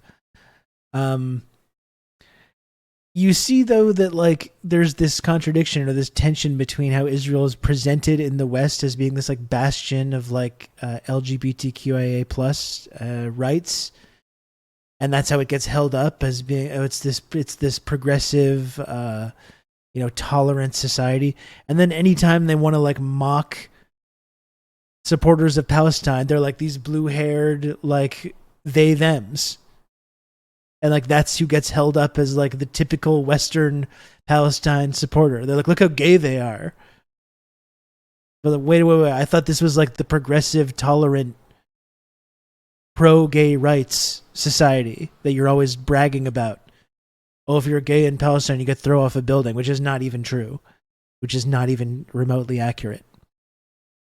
Yeah, it's like they pinkwash genocide and they mock queer people in the exact same time. It's really strange. One of my coworkers showed me some shitty skit about the protests. I was literally like, no, I don't think this is funny. I think this is awful genocidal propaganda. It's just strange. It's the whole phenomenon is very strange to me. So I you want can count on me. You're gonna have good old Rob to talk you through all this. Thank you, Diego, for the gifted sub. Very kind of you. I really appreciate it. I think technically you're still in sub jail, Diego, so I'm going to let that one slide, but you're cut off again, though. pick up on that. We just have a couple of minutes, but you started at the beginning of the conversation, you said that states, or at least in modern history, states that commit genocide or regimes that commit genocide don't survive, they collapse. What does the collapse of Israel look like? I mean, obviously, no one can read the future, but what's a scenario that you think is realistic? How will this unwind? Does it end with a bang? Does it end with a whimper? Is it a quick process? Is it a long and painful process? This is a key question for Palestinians because it's an existential question for Palestinians who live under a genocidal regime, and ending this genocidal regime is fundamental to Palestinian survival, and of course has much bigger implications globally, because it is for the sake and benefit of Israel that every international institution has been vandalized and trashed and rendered inoperative, just in order to spare Israel from being accountable for its crimes. But what in your mind are some of the realistic scenarios, or the ones you think about for how this regime comes to an end? I'll start by saying I'm probably the wrong person to ask this question, because I think that the Jewish Israelis, I'm no longer Israeli, but that's my background, are not making any decisions. They don't choose. They've already made their choice, you can say. Now, Palestinians have to make their choice, and they will decide what their future is going to be like. And they will decide what kind of an end will this apartheid regime come to. Is it going to, or settler colonial regime, is it going to be a bang or a whimper? This is a Palestinian decision. Biden and natural causes. I wonder if you can put money on whether Biden's going to last till November. I don't know if I'd be willing to put money, but I think if you ask me what I believe, I don't think he's going to make it. No. I do think that, but I'm also part of BDS, and I'm part of a lot of organizations that are working very, very hard and ceaselessly, because we still believe that we can change what scenario is going to happen. I mean, it is a matter of choice and not a matter of fate. Mm. And I think that a lot hangs on the issue of the ceasefire. This is really the key issue. The ceasefire really means the difference, because I don't know if you've seen the leaked text of the ceasefire offer that Biden calls the Israeli offer, even though it's clear that it was not an Israeli offer. But phase one says ceasefire for 42 days. Why 42 days? 42 days is 6 weeks, which is exactly the amount of time that Israel needs in order to hold an election. And Netanyahu says we can't have an election without a ceasefire. But I don't want a ceasefire. Well, he doesn't want elections. But if there will be elections in Israel, then the simple truth that everyone knows but nobody acknowledges will become very apparent. He seems to have been deteriorating even more rapidly in the last month. I did laugh at, like, there was that sequence from, like, the D-Day phenomenon where he just kind of, like, there was these, like, parachute guys around them, and he was just, like, wandered off, and he's, like, talking to, and it's like all these liberals being like, how dare you comment on his mental acuity. He wasn't talking to nobody. He was merely wandering over like a toddler to speak to the parachute man. And then all these like powerful leaders are like grabbing him by the elbow, and he like puts on his like aviators. Like, it's, God, it looks so bad. And people are really like, actually the emperor does have clothes, so I'll have you know, sir. Like, okay, congratulations. He wasn't talking to nobody. He was simply wandering over like a toddler to talk to the parachute man when he was doing a photo shoot with all these other leaders. When he turned around and Macron and his wife just went with it. Just, I guess we're turning this way now. I guess we're turning around now. He was making an X with his body. It is the same energy. There's nothing that these people won't defend. It's honestly amazing, the people that are like devoted themselves to calling any suggestion that Biden is not mentally all there some kind of like Republican propaganda operation. It's like, how delusional do you have to be? Like humoring a toddler, picking up the play phone. Yeah. Oh, who's on the other end? It's a banana. Hello. Oh, hi. Yeah.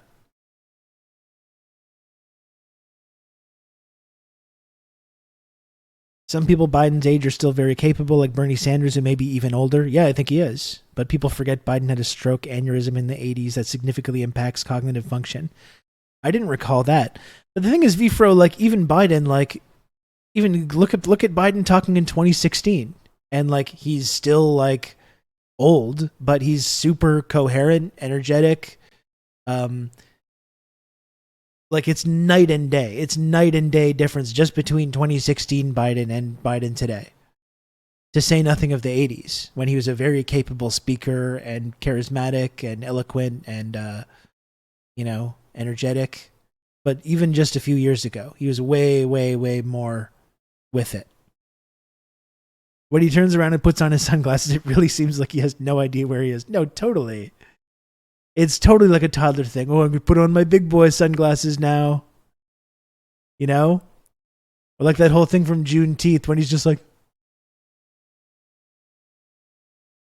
just looking around like that. Like, it's just like, all these Democratic partisans are like, no, this is normal and cool, actually, that he's doing this. It's totally fine that he's like this. Yeah, it's like a defense mechanism, exactly.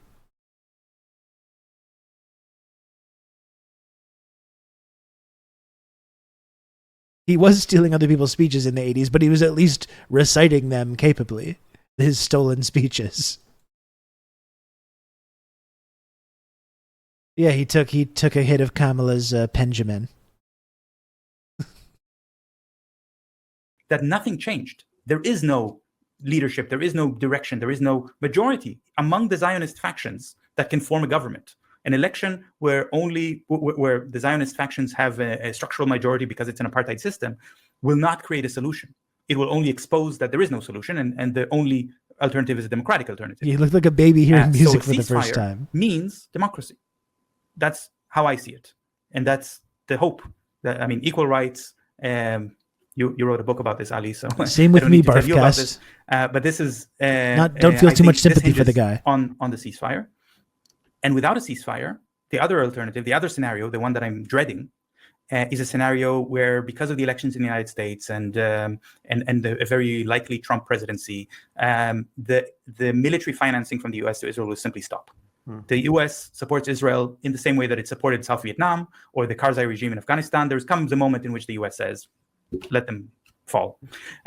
Which was unthinkable before October 7th. I mean, I think this is a key point, even for someone like me or like you or like Nora, who, we're engaged in this issue. And even for me, I feel they can't. I feel they can't cut Israel loose to the same extent that they could cut loose South Vietnam or the Afghanistan puppet regime or South Africa. I think they're more ideologically devoted to maintaining the Zionist project than they were to any of these other kind of puppet states. Be convinced, and of course I am convinced, that Palestine will be liberated, but it can, even if you believe that's true, it can remain something of an abstraction because the reality seems dude zoot, hell yeah, brother, so solid.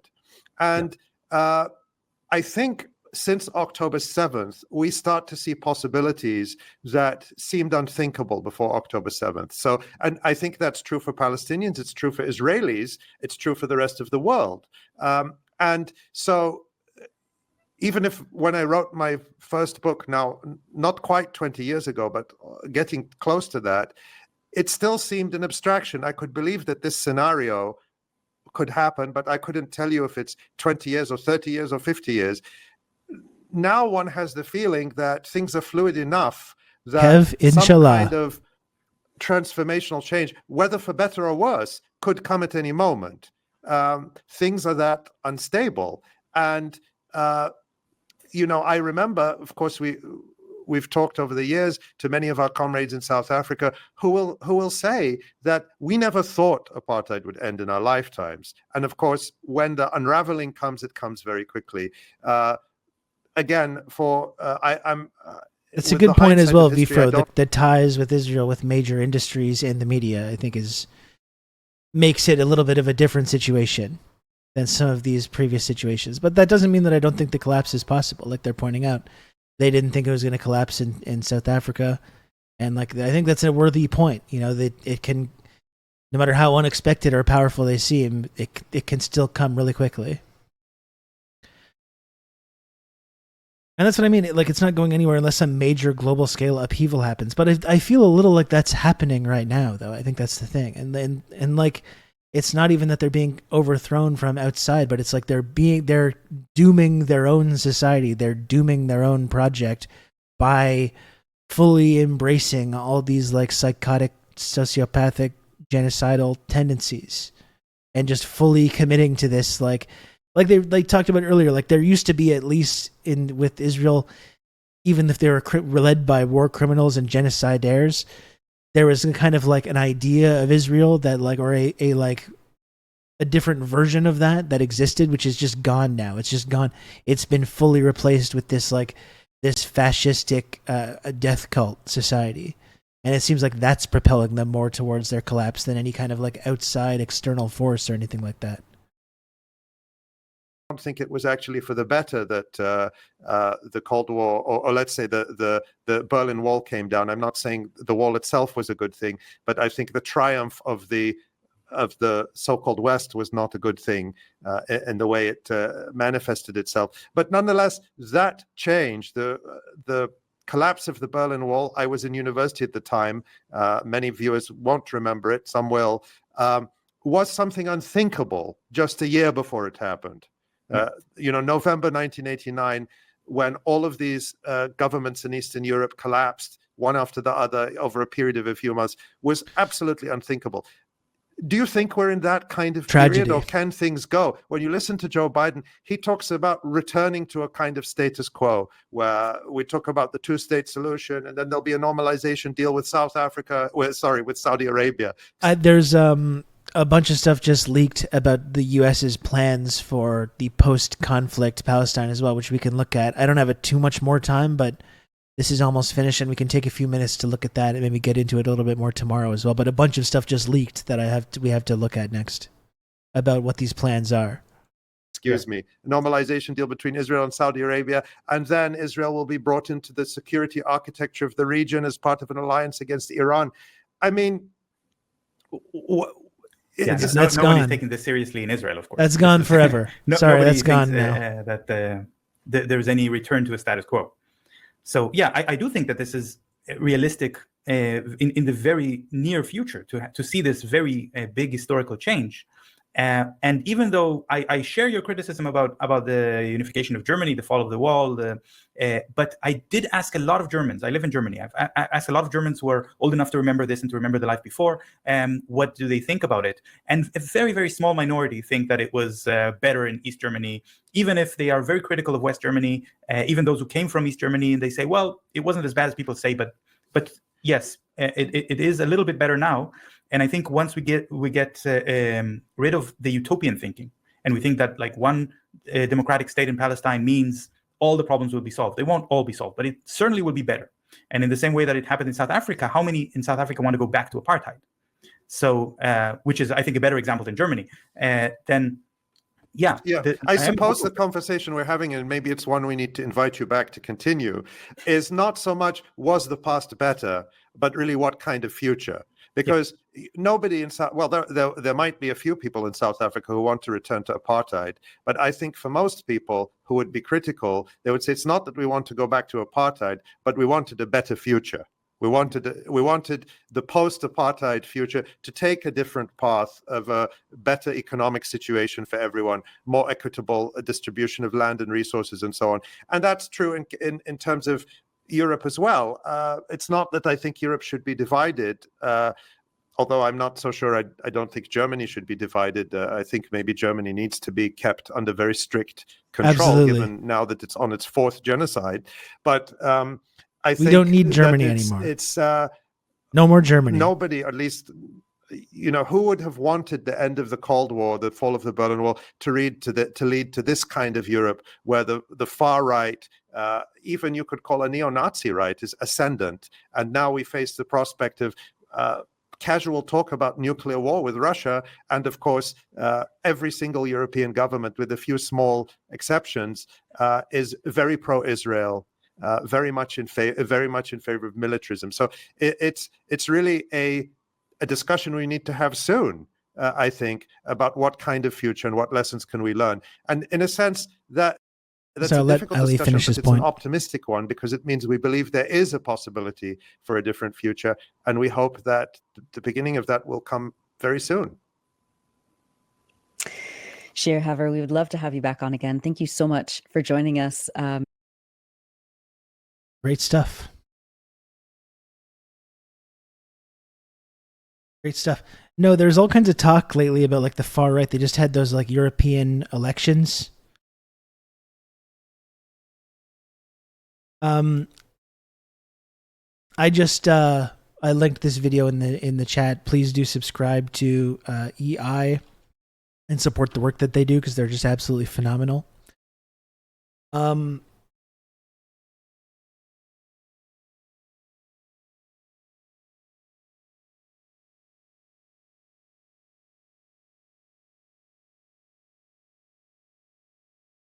Oh, what did I had something and now it's gone.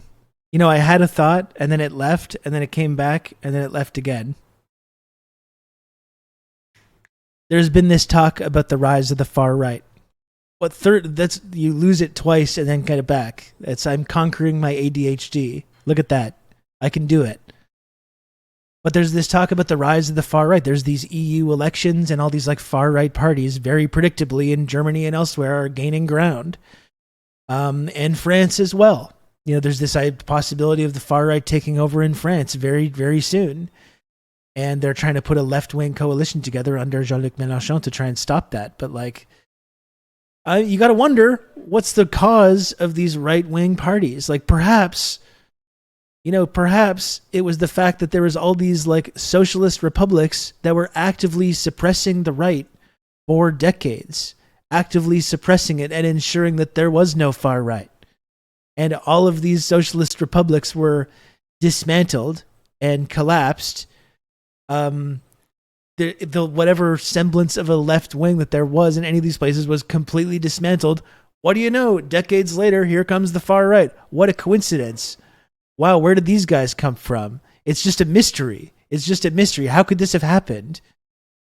And you look at, it's not like the United States government hasn't been materially supporting the far right since the end of World War II and Gladio and the creation of NATO and all this shit. And people are mystified by this now. Where's the far right coming from? We can't believe it. Because all the options that people have to choose from are this like awful austerity driven neoliberalism. And then when people are naturally dissatisfied with that, the only people talking any kind of sense about this stuff are people in the far right, because there's no left, because the left has been destroyed very intentionally. Because the left existing threatens the interests of Western capital and Western hegemony. And then look at that. Here comes the far right again. Who could have predicted? Whoever could have predicted. Where did these guys come from? It's just a total mystery. Like, we're still in Ukraine sending nonstop weapons and training to the far right, the same far right that we're so concerned about taking power in Germany and France and elsewhere. Where do these guys come from? Well, we just don't know. We have no idea. Somehow the far right has returned. Somehow the far right has returned. It's just a mystery. It's a mystery wrapped in an enigma. That's it. That's blowback.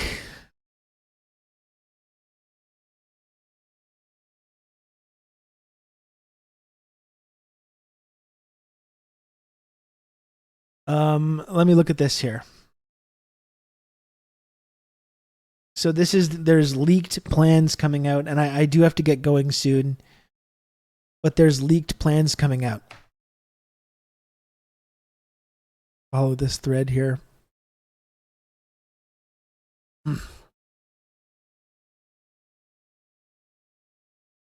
The text of a White House document leaked to me outlining the Biden administration's principles with respect to Gaza. Oh, sorry, and one more before I looked at this, I just wanted to look at this statement from Anthony Blinken, which is just, you can see the chauvinism in this statement from Blinken. Like, the fucking chauvinism, the Western American mentality that someone like Anthony Blinken could go on and say, in the coming weeks, we will present ideas on how to govern Gaza after the war ends. And this is what we're looking at right now, because this stuff is leaking now. In the coming weeks, we will present ideas on how to govern Gaza after the war ends, and Hamas will not be allowed to determine the fate and future of this region. Where the fuck does the United States government get off deciding who will and will not be allowed to determine the fate and future of this region? It's so psychotic. They've been arming and funding this genocidal Israeli regime this entire time, giving them the bombs that they've been using to mass murder tens of thousands of little kids. And then you have the United States saying, like, Hamas just will not be a part of it. That's the whole thing about this, like, peace deal that's being offered. This peace deal, which is a central tenet of this deal, is the complete dismantlement of, like, one of the negotiating parties. That's not an exaggeration. That's not at all an exaggeration. The central plank of this peace deal is saying one of the parties that is negotiating here must cease to exist, must voluntarily demilitarize and totally surrender and completely just disappear. Like, oh yeah, it's really crazy that people are having a hard time with that.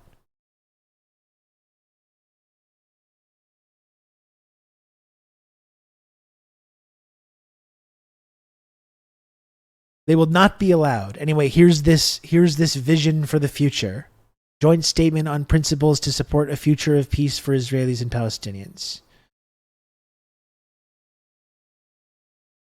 To read here. Number one, the international community must support the Palestinian people in rebuilding their lives in the Gaza Strip, including through extraordinary investments in humanitarian reconstruction and economic development needs. This requires the opening of land crossings into the Gaza Strip and the unimpeded and sustainable flow of humanitarian and reconstruction assistance.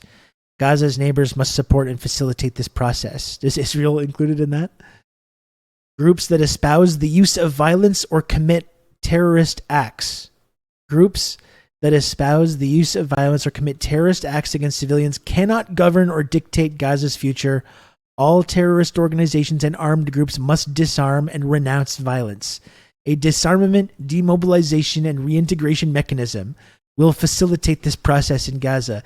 It's interesting that only one side has groups that espouse the use of violence and commits terrorist attacks has to disarm and dismantle, whereas Israel, who engages in far more terroristic violence and has certainly groups that espouse the use of violence, is not being asked to do the same thing.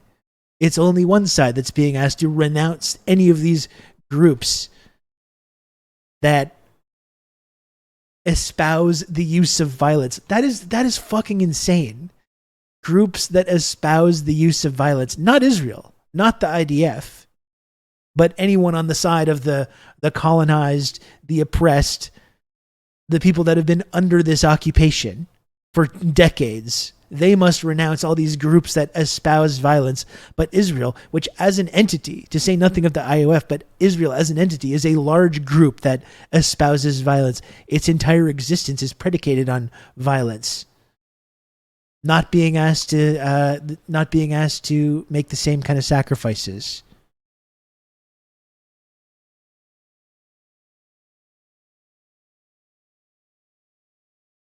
Israel must withdraw from the Gaza Strip with no reduction in its territory or reoccupation. There must be no forced displacement from Gaza, and Palestinians must be allowed to return to other communities in Gaza. And here's this. So number one, they must withdraw from the Gaza Strip, but are they still controlling the border? Here's the next part, though.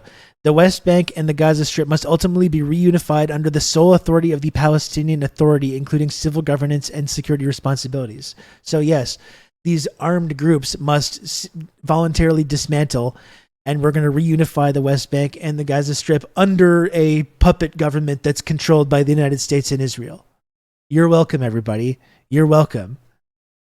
That's the only way this is going to work. The transnational period of Palestinian-led governments would require unique arrangements and supporting contributions from international partners. And that's an enduring end to the Israeli-Palestinian conflict and end to the occupation can only be achieved through direct negotiations between Israel and the Palestinian Liberation Organization that resolve all final status issues. That's the only legitimate form of Palestinian organization is the PLO. That's the only one that we're going to accept. So if all of these groups disarm, who ensures Israel complies with no reoccupation? Great question. It's going to be vibes. Israel's going to agree not to reoccupy or not to attack Gaza anymore because of vibes.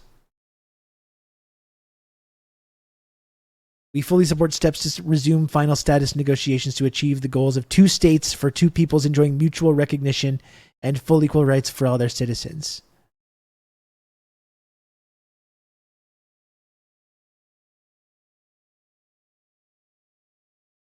This is just delusional. This is delusional fantasyland bullshit. Palestinians deserve to live in dignity and security in an independent, contiguous, and viable state of their own, and Israelis deserve to live in security and to be accepted, recognized, and integrated into the region in a two-state solution negotiated on the basis of the June 4th 67 lines with mutually agreed swaps and a just and agreed solution for Palestinian refugees as envisioned in the Arab Peace Initiative. Do you think it's going to be a bit of a problem that no one in Israeli society in any position of power wants that at all? Do you think maybe that's going to be an issue? To go back to these 1967 lines and have a two-state solution when Israel has repeatedly made clear, they have made fully, abundantly clear this entire time, they're not interested in that. They don't want that. They don't want a two-state solution. They're certainly not interested in ending these settlements that have been built since 1967. So who is this for? Who is this for? This is being framed as the pro-Israel position, and no one in Israel agrees with any of this shit.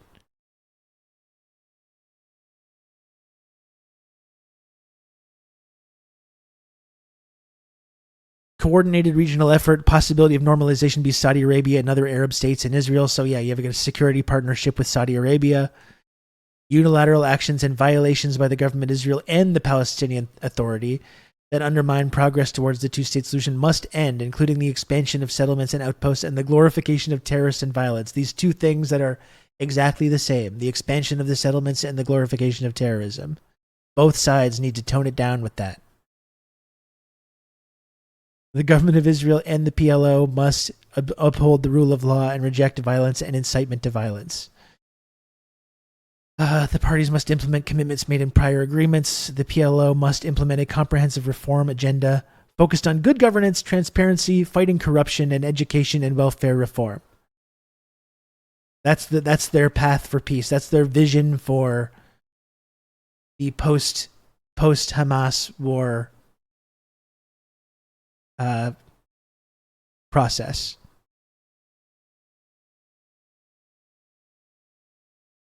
And this is as Ada Chavez points out, having a demilitarized Palestinian state that's backed by the U.S. and Saudi Arabia, and the only legitimate form of like any kind of governance structure or organization is this like puppet regime, the PLO. Yeah, they're talking about welfare reform as well, which is an interesting caveat. And more details here. More detail on proposals for the U.S. to effectively take over control of Gaza from Israel. So Israel must withdraw. Israel must withdraw from the Gaza Strip. The lead or major role played by U.S. troops in a multinational force will be hidden, so Gazans, quote, don't see them. Several such plans want the United States to lead or take a major role in organizing and running the force. That doesn't mean U.S. troops will openly patrol in Gaza, but they might be just outside, or they might be inside the territory performing functions that don't require Gazans to see them.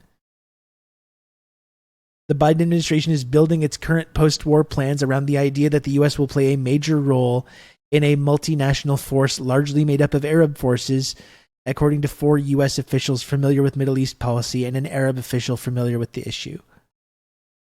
So there we go. That's the plan for peace. A demilitarized Palestinian state that's run by the United States military and the Saudis. I'm sure everyone's just going to be climbing over themselves to agree to that on both sides. At this point, I truly believe the U.S. State Department just loves smelling their own farts. No way do they actually think any of these objectives are achievable. You might be right.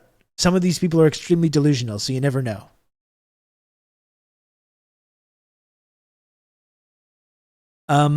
That's it though. We talked about this possible plan for like a post-conflict region and what that looks like from the US's perspective. That's what it looks like. I don't want to speak for anybody, but I don't think that's going to be all that appealing for people that have been undergoing a genocide, a US-sponsored genocide for the last 9 months.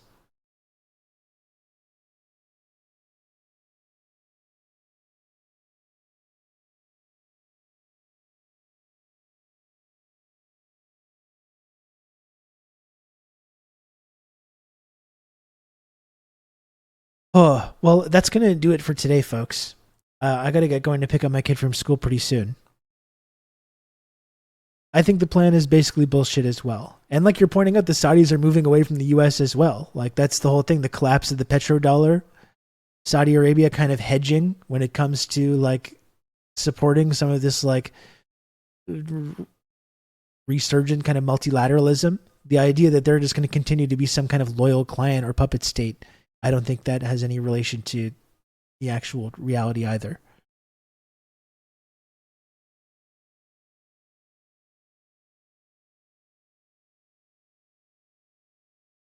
That's going to do it for me for today, folks. I got to get going. Going on almost 4 hours here. Going on almost 4 hours here. Only a mere 22 subs to go to get to, or 23 subs to get to the goal. So, should be no problem. But once again, folks, if you enjoy this stream, if you have liked watching this stream today and every other day,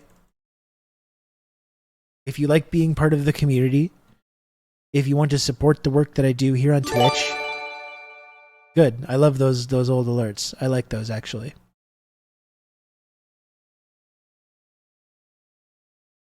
Kijiji, thank you so much for the 3 gifted subs, though. I do appreciate it a lot. Thank you. And have good old Rob to talk. And thank you, Diego. You're really pushing it, though, Diego. You're really pushing it here. You can count on me. You're gonna have good old Rob to talk you through all this. Spell check. Thanks for the 27 months of tier 1. I appreciate it a lot. Thank you for that. And we're now halfway to the goal. And remember, this is starting next week, it's going to be irregular hours for a couple of weeks. Should point that out. So trying to finish this week strong. As I said, last week we had a very cool and exciting full week of hitting the sub goal, which was very cool.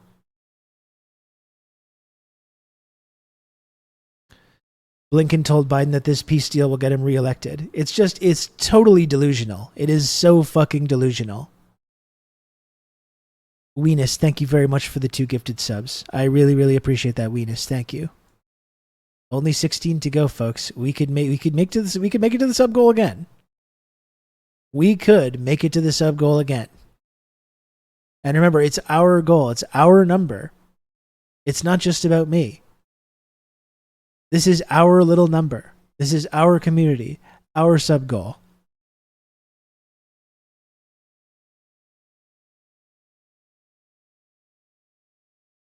I can't take too much excitement, though. Please stop gifting subs. Well, I can't. Let's not go that far. Eigenbat, thank you for the gifted sub as well. Thank you, Eigenbat. I got to buy one, get one free lunch today, so I'm paying it forward. Thank you, Venus. What did you have for lunch? How was your lunch?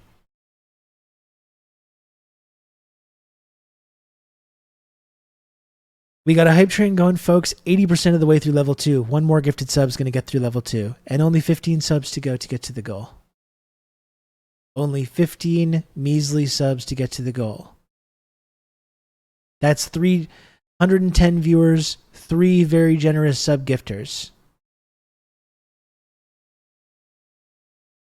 You can count on me. It's totally doable. Rob to talk you through all this. It was actually garbage Subway. Sometimes Subway can be okay. I don't eat a lot of Subway, but sometimes it can be nice. Donnie Durr, thanks for 22 months of Prime. Thank you, Donnie. Thank you, Donnie. Okay, Jay, you're just messing with me now with this. You're just messing with us all. I'm not even going to dignify that with a response.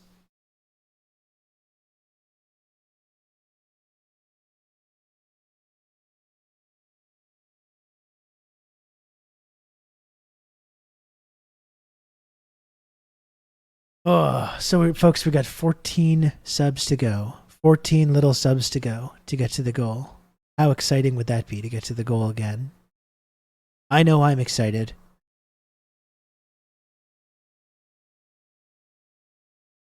Remember, you get all the tiny little images. Maybe some people are lurking. Maybe we got some lurkers today. You know, you can be part of the community. You can support this community. You can get all the tiny little images, some of the very best tiny little images on this entire platform. And with a gift of 5 subs or above, even if it's your first time watching the stream today, with a gift of 5 subs or above, we'll rocket you right to the top of the Friendship Triangle system. That's Twitch's only 2-dimensional triangle-shaped friendship access and trickle-down clout tiered reward system. It doesn't matter. The time doesn't matter. The time you've been in the community. You could have just joined the stream a few minutes ago. And you can be an elite member of the community. You can be an elite member of the community, get all the access to the different elite community members and all the bonuses that go along with that.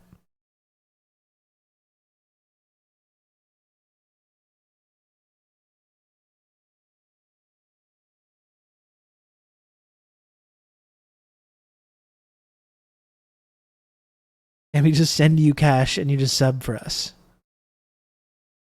I mean, that works too. I'll send you a letter with all the tiny little emotes in it. You just get a little letter and you just have a bunch of tiny little pictures. It's analog emotes. It's the new craze sweeping the nation. The new craze sweeping this website. Analog emotes. If someone's talking in your real life and you want to react to them with a yellow parenti, you just throw it at them.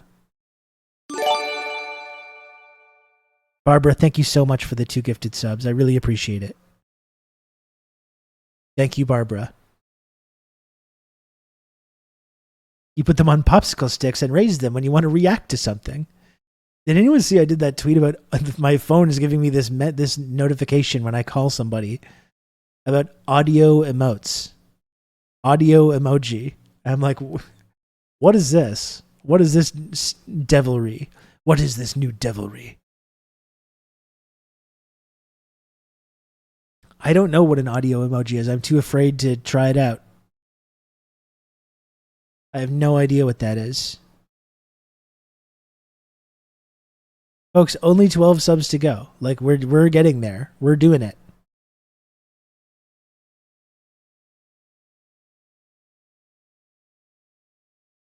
I need to know what it is. Well, I can give you a call later, Mistress of Insanity, and we'll try it out. That's when you look at a text and it keeps making the fart noise the whole time it's open before you close it. But it's for phone calls. It's for phone calls. Very strange. Very, very strange, folks.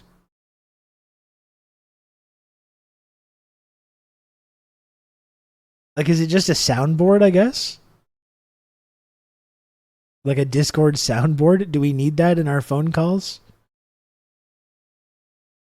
The future is now. I guess so, Carno, but I honestly do not know. Folks, 12 little subs to go. 12 measly subs to go to get to the goal. Can you believe it? That's so close. It's within reach. It's within grasp. We can grab the brass ring.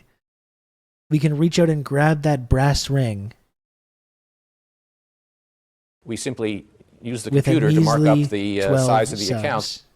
You say LOL and they make a laugh noise like ha ha ha. Maybe. I really don't know, but Joe, thank you for the 200 bits. Okay, well, folks, I got to get going. There's still time to subscribe if you want to. If you want to support this program and help me get to the sub goal, there is still time to do that. As you know, I try to make this little number go up and become the good number every single day.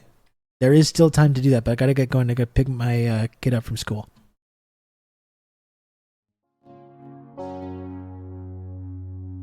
There is still time, though. We had some buzzer beaters last week. We had some major buzzer beaters.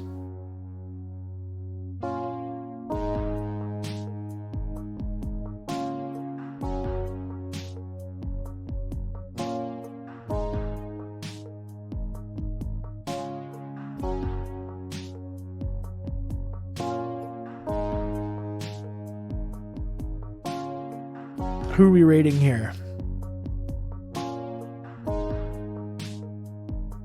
Who are we rating?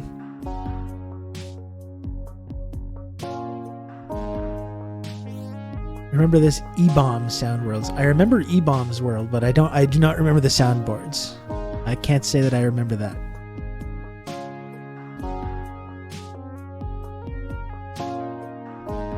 I used to use the Arnold one to make crank calls. It's not a tumor. Who is your daddy and what does he do?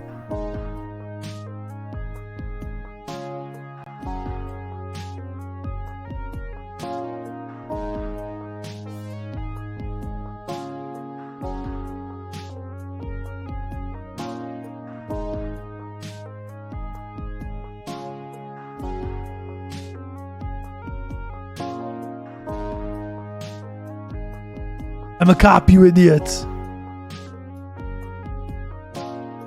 I would actually like to watch Kindergarten Cop again sometime. It's actually a really good movie. I'm a big Arnold guy.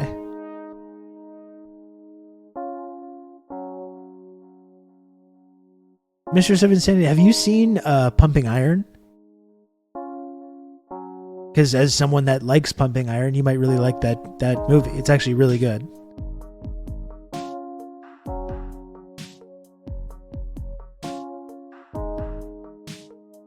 Yeah, there we go. I thought you might.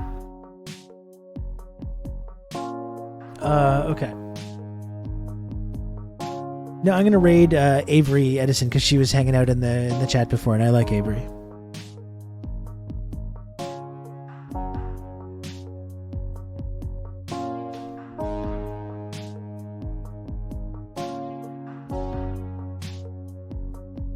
It made me fascinated with bodybuilding. I mean, as someone that's not, I'm fascinated with bodybuilding in terms of like building out my middle-aged man grotesque body. But like, it definitely made me understand the idea of it more. How it talks about like it's like sculpting almost, like it's like art. It is like an art form in a way.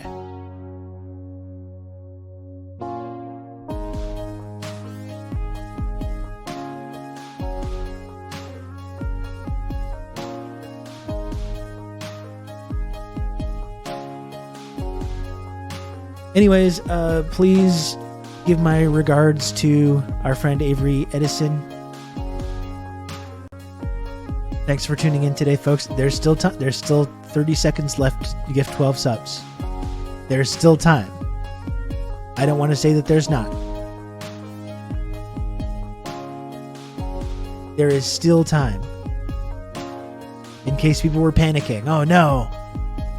Surely there's not. I wanted to give 12 subs and there's not enough time. No, there is though. There is. It's rapidly running out though. That's all right, Duke. I'm happy to have you in the community. Oh, Jay, you're outrageous.